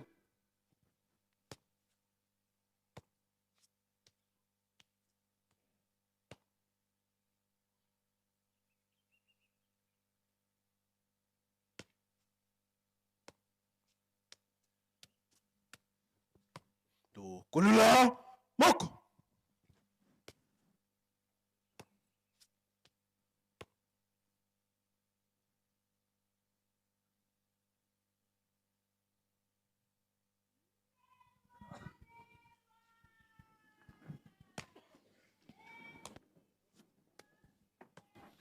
baluka kulubakala voilà. Ndolo Seigneur Jotolandi maloba ya papa conseiller direct ya sa divinité papa Simon Kimbangu benga siko yebisa biso mutu na mutu a respecter esika ye asalelaka respect ya esika yo osalelaka pe tobosana te lelo ezali mokolo ya vendredi mokolo pe tokotaka mabondeli ezali nango misala pe ezali na yango biso bana ya Kanfuma respect esika tozosalela Kanfuma lango oyo azala musala mususu azala musala ya kobeta babrike tokangaki 2 jours mercredi na vendredi mpona tobima bachampion mercredi na vendredi Kanfuma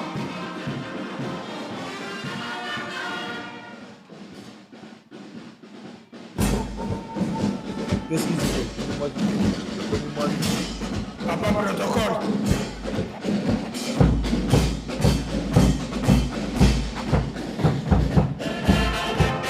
Merci à tous. Comme vous l'avez bien si entendu, la substance du message du conseiller direct en matière d'économie, Papa Mbenza Kiangani, concernant la lutte contre le néocolonialisme, c'est vu le départ de nos trois papas, Papa Kisolokele Lukelo, Papa Dialungana Kiangani, Papa Diongenda Kuntsima. Si bien que le 30 juin 1960, la République démocratique avait accédé à sa souveraineté tant nationale qu'internationale, mais nous n'avons pas eu l'indépendance dans sa totalité. Or, nous avons encore besoin, l'Afrique en général a besoin de l'indépendance spirituelle pour que cette indépendance spirituelle se matérialise. Le patriarche, le même patriarche qui a lutté pour que l'Afrique soit indépendante, c'est le même patriarche qui se bat bec et ongle pour que nous puissions accéder à cette indépendance spirituelle. Voilà, nous sommes bel et bien le vendredi saint, 19 juin 2026. En amont, nous l'avions dit que c'est une journée marquée par des enjeux politiques majeurs et des sommets diplomatiques. En outre, par ailleurs, à l'église kimbangiste, une année, un an déjà jour pour jour, que le représentant légal et chef spirituel de l'église kimbangiste, sa divinité, Papa Simo Kimbangu Kiangani, a initié le croyant qui était sous discipline. Et nous sortions du majestueux temple où nous avons absorbé l'homélie de Papa Moutete Abraham. Il a tiré sa prédication dans le livre de Décalogue, Exode 20, du 1er au 17e verset, et s'en est suivi du 12 préceptes de l'Église chère à l'homme des 6 avril. Enfin, le livre de Luc, chapitre 23, du 44e au 47e verset. Présentement, comme vous les suivez en image, c'est la collecte de fonds. La collecte de fonds, c'est dans l'autoprise en charge que l'Afrique connaîtra son émergence, car la main qui donne, et c'est la main qui donne, c'est celui qui ordonne. Et cette main a une imposition sur vous. Il vous ordonne et vous êtes toujours des dépendants. Donc, c'est dans l'autoprise en charge que cette nouvelle civilisation s'impose. Cette nouvelle civilisation est prise pour modèle. Nous le disions, la liberté ne se donne pas. La liberté s'arrache. Et la personne qui demande la liberté, c'est une personne qui est déjà évoluée. Raison pour laquelle Papa Simo Kimbangu, en guérissant Maman Kiantondo, il voulait seulement faire sortir l'homme noir de l'obscurantisme, que tu te connaisses toi-même. Prise en charge, tu te reconnaisses et que tu te dis que j'ai des capacités, j'ai des potentialités qui peuvent être mises en exergue pour que qu'on parle du développement, d'émergence, d'essor, d'épanouissement. En tout cas, là, nous sommes dans les cercles vicieux pour ne parler que du développement de l'homme noir. J'ai remis le micro au pasteur de la vie sainte pour la collecte de fonds.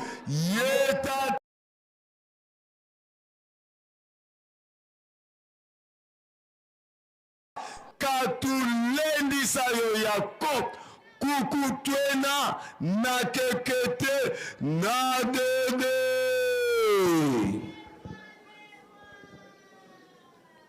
Ba mama oye. Tozali. Ba tata oye. Oye. Tozali papa vrai bimba. Lelo mukolo nini? Lelo mukolo ya vendredi. Vendredi ya banani? Ya batata kolo ya batata. Ba mama oye. Vendredi ya banani? Ya bango. Va reconnaître. Reconnaissance. Papa bakoloba nini? C'est-à-dire bango bakokani na oyo bakoma na mukanda moko ya ba protestant sweswe nsuswa mpembe. Donc ba mpuku basali réunion po babanda koyeba kake nia wazokoya. Sikoyo bakangi likambo ke lifale bakanga ye engonga na kingo. Mais sikoyo mene ba mituni nani oya kokanga ngonga na kingo ya niau yango ba mama bakomi nango po sabaloba na bango kasi ba mama ngonga wana soki bakangi na kingo ya niau soki azali koya donc avertissement po bayeba ke azali koya avertissement sikoyo bango bazokobanga encore ifaye bakanga ngonga ngo na kingo ya honorable oyo kantitsa ni bo ekoyebana na terrain papa de la ville à vous l'antenne tufia ukili bamama oye batata oye oye nani akufungola nzela $50, $100. 1000 francs, 2000 francs, 5000 francs. Nani akufungola nzela. Honorable na comprendre te. Ma mimi azokende korode esika bakonzi. Na ya province. Croix Rouge baye. Ya province. Nani kutu tomona ya ata na mulongo ya scout te. Yakobi kuna ndenge nini?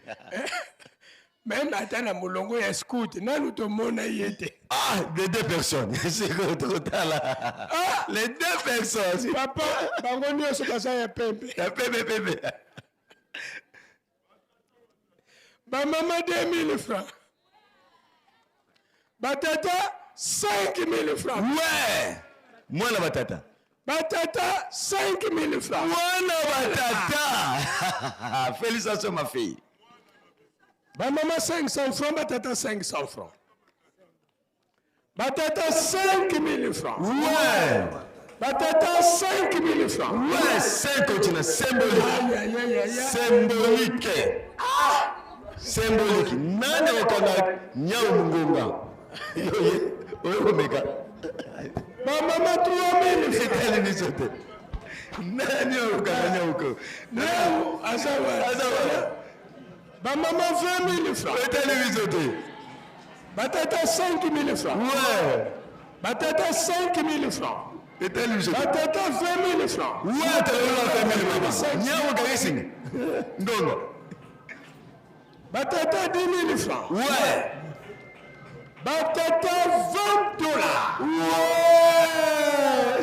Aïe.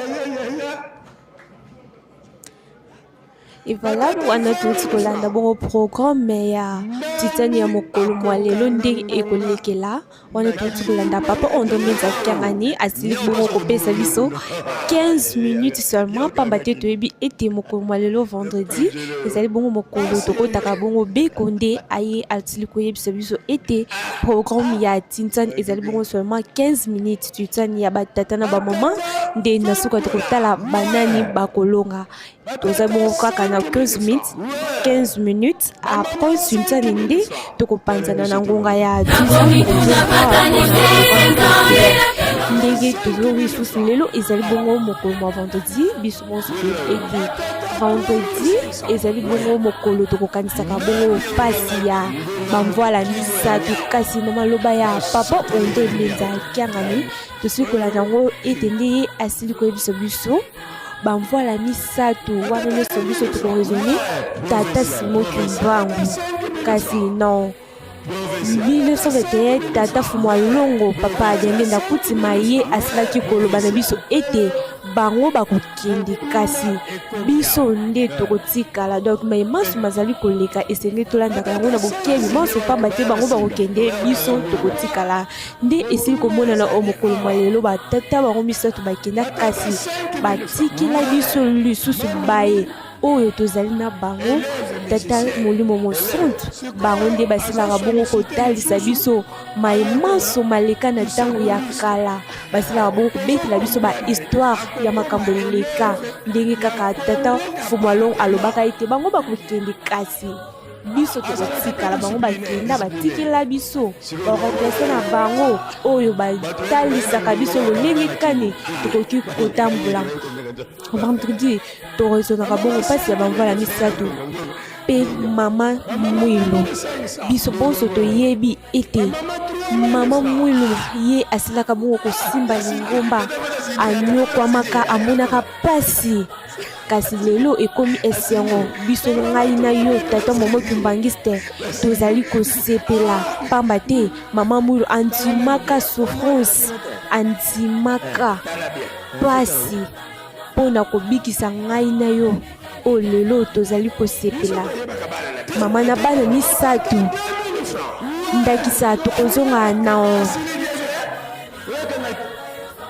tokozonga bongo na le 6 juin 1960 ntango bitumba ebimaka awa na kati ya mboka Nkamba mama Mwilu akimaka na bana misato na zemi ya monene kuna na Tadi avandaka kuna pendant quelques jours mpona kolekisa mopepe oyo elekaka awa na kati ya mboka Nkamba tala lolenge mama pasi amonaka oyo biso na yo tata Momo Kimbangiste lelo tozali kosepela nde esengeli na biso ete tozalaka bongo kaka bana ya botosi mai maso batata bakoloba na biso baprogramme nyonso oyo bango bakopesa biso tokokaka bongo kozala kozongisaka kaka d'accord mpe tosala yango pamba te bango bakoka bongo kosepela soki bango basepeli nde biso tokozwa mapamboli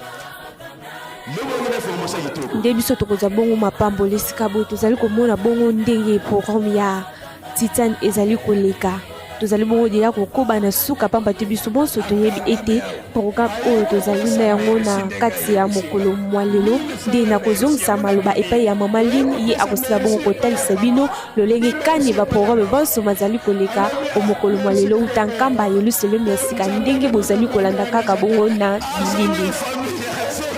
Merci très chers penseurs. Pendant que la collecte de fonds se déroule, nous allons ouvrir une brèche par rapport à la colonisation. La colonisation, au fait, c'est un processus par lequel un État ou un groupe d'individus étend son pouvoir et son autorité sur un nouveau territoire. Elle implique généralement l'installation d'une population telle que nous l'avons vu avec le colon, dans le but d'y établir une domination politique, militaire et culturelle et économique, souvent au détriment de peuples locaux. Il y a le motivation et le justification. Les vagues de colonisation, notamment européennes, entre 15e et le 20e siècle, ont été motivées par plusieurs facteurs, notamment le facteur économique. Et ces gens-là, les colons, bien sûr, étaient à la recherche de nouvelles ressources naturelles, de matières premières et des débouchés commerciaux pour le produit manufacturé. Nous avons vu comment l'Afrique était frappée de plein fouet et aujourd'hui, si dans notre pays, on parle de l'exploitation illicite de l'Est du parti de la RDC, c'est dans le même ordre d'idées. Donc, c'est ainsi aujourd'hui, et quoi qu'il n'y a pas la colonisation, mais l'on parle du néocolonialisme. Voilà. Parmi lesquels nous parlons aussi, parmi les motivations, il y a aussi l'aspect politique et géostratégique. La compétition entre puissances mondiales pour éteindre leur territoire et démontrer leur puissance, ça c'est du non-commerce. Nous avons vu, si nous remontons l'histoire, nous voyons comment les grandes puissances ont partagé l'Afrique comme un gâteau à leur détriment. Et l'on a parlé, il y a eu deux mots. L'Afrique, 4400 hommes, nous ne cessons de le marteler, était au bas de l'échelle. Nous étions taxés de macaques. L'homme noir était la personne la moins value. Et l'on parle aussi des idéologiques et religieux, la volonté de civiliser d'autres peuples et de propager des croyances religieuses. Plutôt. L'homme noir, au fait, connaissait déjà son Dieu.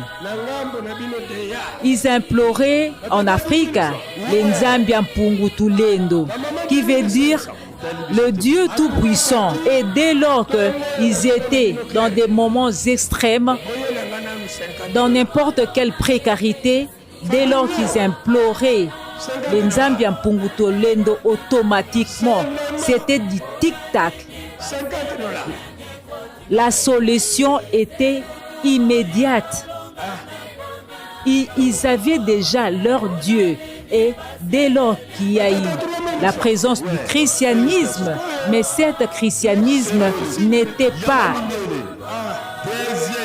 la bonne nouvelle, c'était une autre chose, une autre réalité que tous nous connaissons fort bien. Tous nous savons définir mot à mot. Alors, le moment est là propice pour que l'Afrique, tu t'élèves et que tu puisses récupérer ta première place. Car les continents africains est le tout premier continent. On dit que l'os le plus ancien a été retrouvé ici, en Afrique. Ce n'est pas pour rien que les Blancs nous ont d'ailleurs enseigné que l'Afrique est le berceau de l'humanité. Continuons. Deuxièmement, l'on parle de formes de colonisation. Colonisation, dépeuplement. Les colons s'installent massivement de façon permanente pour remplacer et marginaliser la population autochtone. Nous progressions, colonisation d'exploitation, axée sur l'extraction des richesses naturelles, des richesses de ressources humaines, en s'appuyant bien sûr sur l'administration locale, sans forcément impliquer une forte immigration de peuplement. Revoyons un peu le film de Kunta Kinte. C'est tellement terrifiant. C'est terrifiant. Et en Kamba, Papa Mfumambanza, gardien de... À l'époque, c'était la cité sainte de Kamba. Il était parmi ceux qui ont été malmenés. Il transportait l'homme blanc. et lui était placé en amont. D'un Kamba jusqu'à Luozi, combien de kilomètres, et Papa Byalunga na Kiangani ne pouvait pas être remplacé. Et quand l'homme noir devait cracher, il crachait dans sa bouche. S'il vous plaît, qu'avons-nous fait pour être humiliés de telle sorte? La réponse est claire. L'homme noir, c'est la première créature de Dieu. Nous l'avons vu. L'histoire de Caïn et Abel. Il y a eu le bain de sang. Outre encore l'histoire de 3 enfants de Noé. L'histoire encore d'Isaac et Ésaü. Ésaü plutôt et Jacob. C'est là qu'est partie la malédiction proprement dit. Et Ésaü représente l'Afrique. Jacob en a eu 1/4. Et Ésaü, c'est les moments à sonner des glas pour que tu puisses recevoir le 3/4.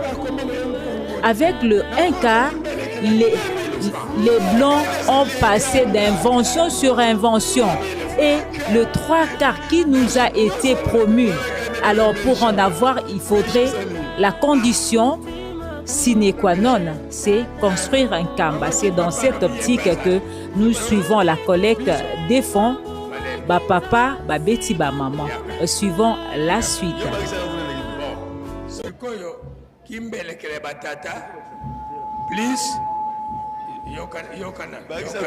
Plus 5. Oh, maman, plus 1500. Si vous avez plus 3500. Si vous avez divers, batata va gagner pour bailler à 5000. Maman va bailler à 3500. Divers, batata va gagner. La Gimbie, la maman va gagner. Na chinsani batata va gagner. Maman to bête la batata maboko. Maboko. Maman Mimi. Vous êtes invité Nathalie Diangolo. Merci. Maman va respecter. Nengo bino va respecter comme mercredi. Vendredi déjà bino va respecter. Mouké. Respect de consigne kolo. Va respecter Mouké. Va instruction. Instruction. Instruction ezali que mercredi ya maman, vendredi ezali ya batata. Ezabo. Na misa tata nzambe fokolanda. Faki tadi dangolo pona batata. Oyoki. Donc mercredi Gogola Kassis. Malembe.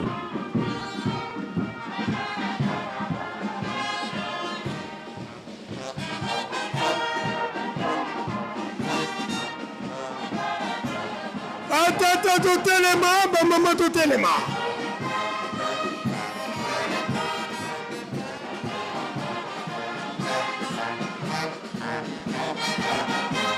Batata, tokota na mulongo. To célébrer victoire, batata.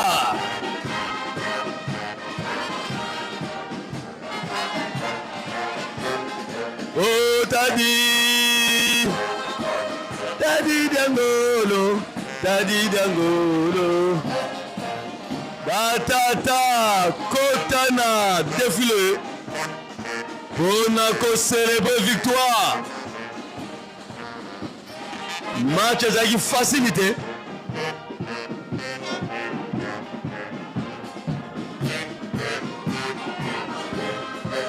Tadi Dangolo. Oh, Tadi Dangolo. Oh,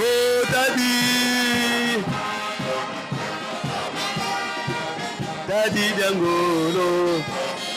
Oh,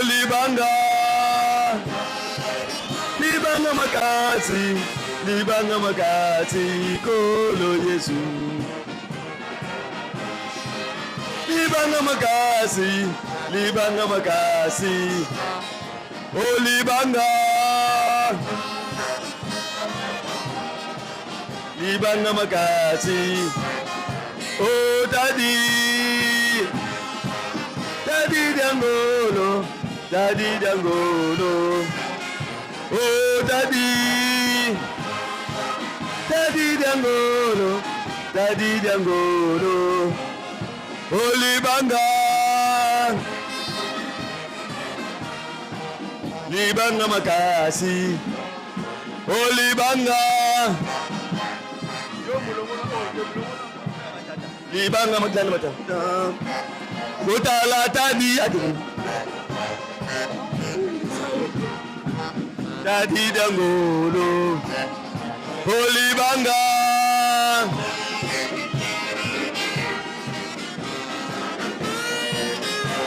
Kutala tadi, Daddy Dangolo, Daddy Dangolo, Kutala tadi.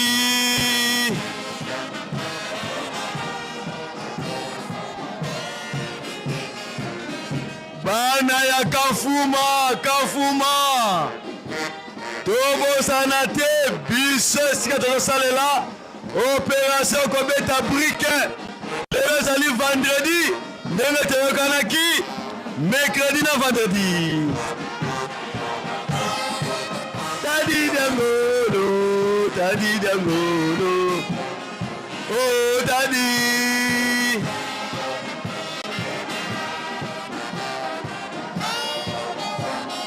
Oh libanga, libanga makasi. Oh libanga, libanga makasi. Botala tadi, Daddy Dangolo, Daddy Dangolo. Botala tadi, Daddy Dangolo. Oh libanga, libanga makasi, libanga makasi, kolo Yesu. Libanga makasi, libanga makasi, kolo. Oh daddy, Daddy Dangolo.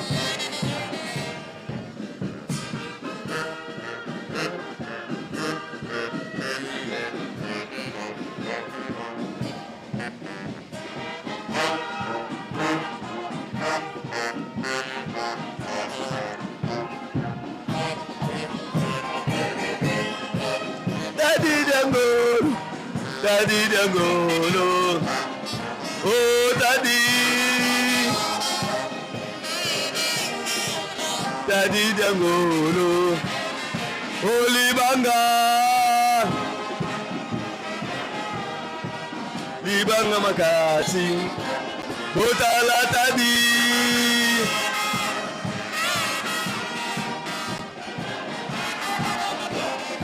Oh daddy,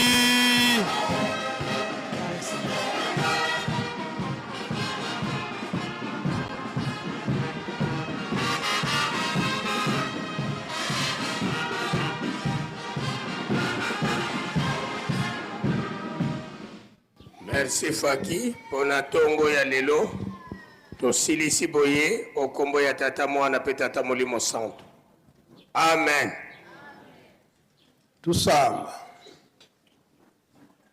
munazola kwange yese ye kwa mwana ngitata mwanda wavelela fumo tufukamane vutula funda da matondo ye matondo kwa bino batatu bandongo muna mana malukwama kutuvangilanga mna ntangu za onsono matuvutulilanga matondo beno lukutubanziti lutulundidi munafuko wa mvimba munazola nkenda zenu za tulwakidi muntemo wao tutambu dilongo dichukuri mnankano tetanzambu wavako na itunkuta mna mwini wa mvimba salukenu peke ntungulu kimonekene mulombela twena muna ntangu za onsono kuna kuni luyimisa kati bobi yimini tutavanga buna busundidi tangu ifweni pastor kota muna bisalu na bikuba mane muna tukunoltela matulombela kala yitu ntwadi banze la mbanze luselemi envivu ya mbanze luselemi kwa nkangu na mlanzila utakota vaika luvuva mutu laombele katuleni kulusonga nzako mawonso matayoka kunchantangu bene luzei edika katutalombela bika vula tufuila nkenda mbula tuwana luvuva mukunchantangu twayambula vonda zana twayambula tenga na menga twayambula ganga mpasi muna bantu watuli bimbevu munikiza bantu mpasi mfumunge ikaka intukuna lumbu kya unu kya wontu tule na moko mendo kututani na munazola kwa ngese mwana njata mwanda wavelela. Amen. Tuende lukia mbote.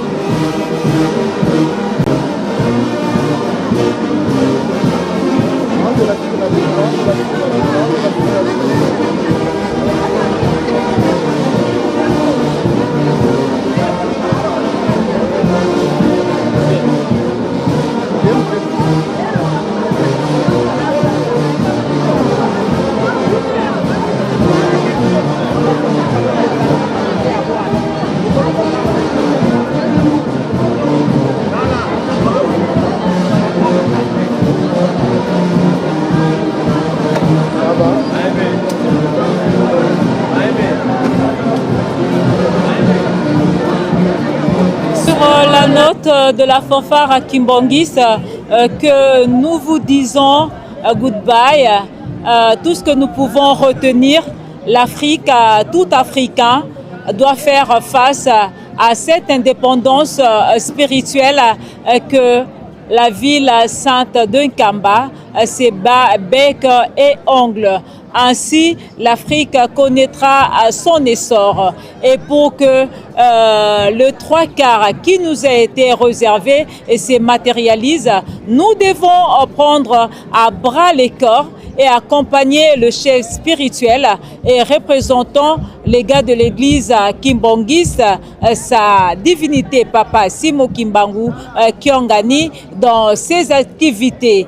Sous son impulsion, l'Afrique connaîtra son émergence. Merci à vous qui nous avez suivis de partout où vous êtes, à mon nom et au nom de toute l'équipe technique, les héros dans l'ombre. Nous vous disons merci et nous vous portons à cœur. Merci et à très vite. Sengo, papa wazaki koloba na biso ete tozali bana mapamboli posimba mosala. Eske mosala ya pamba ezalaka? Ezalaka te.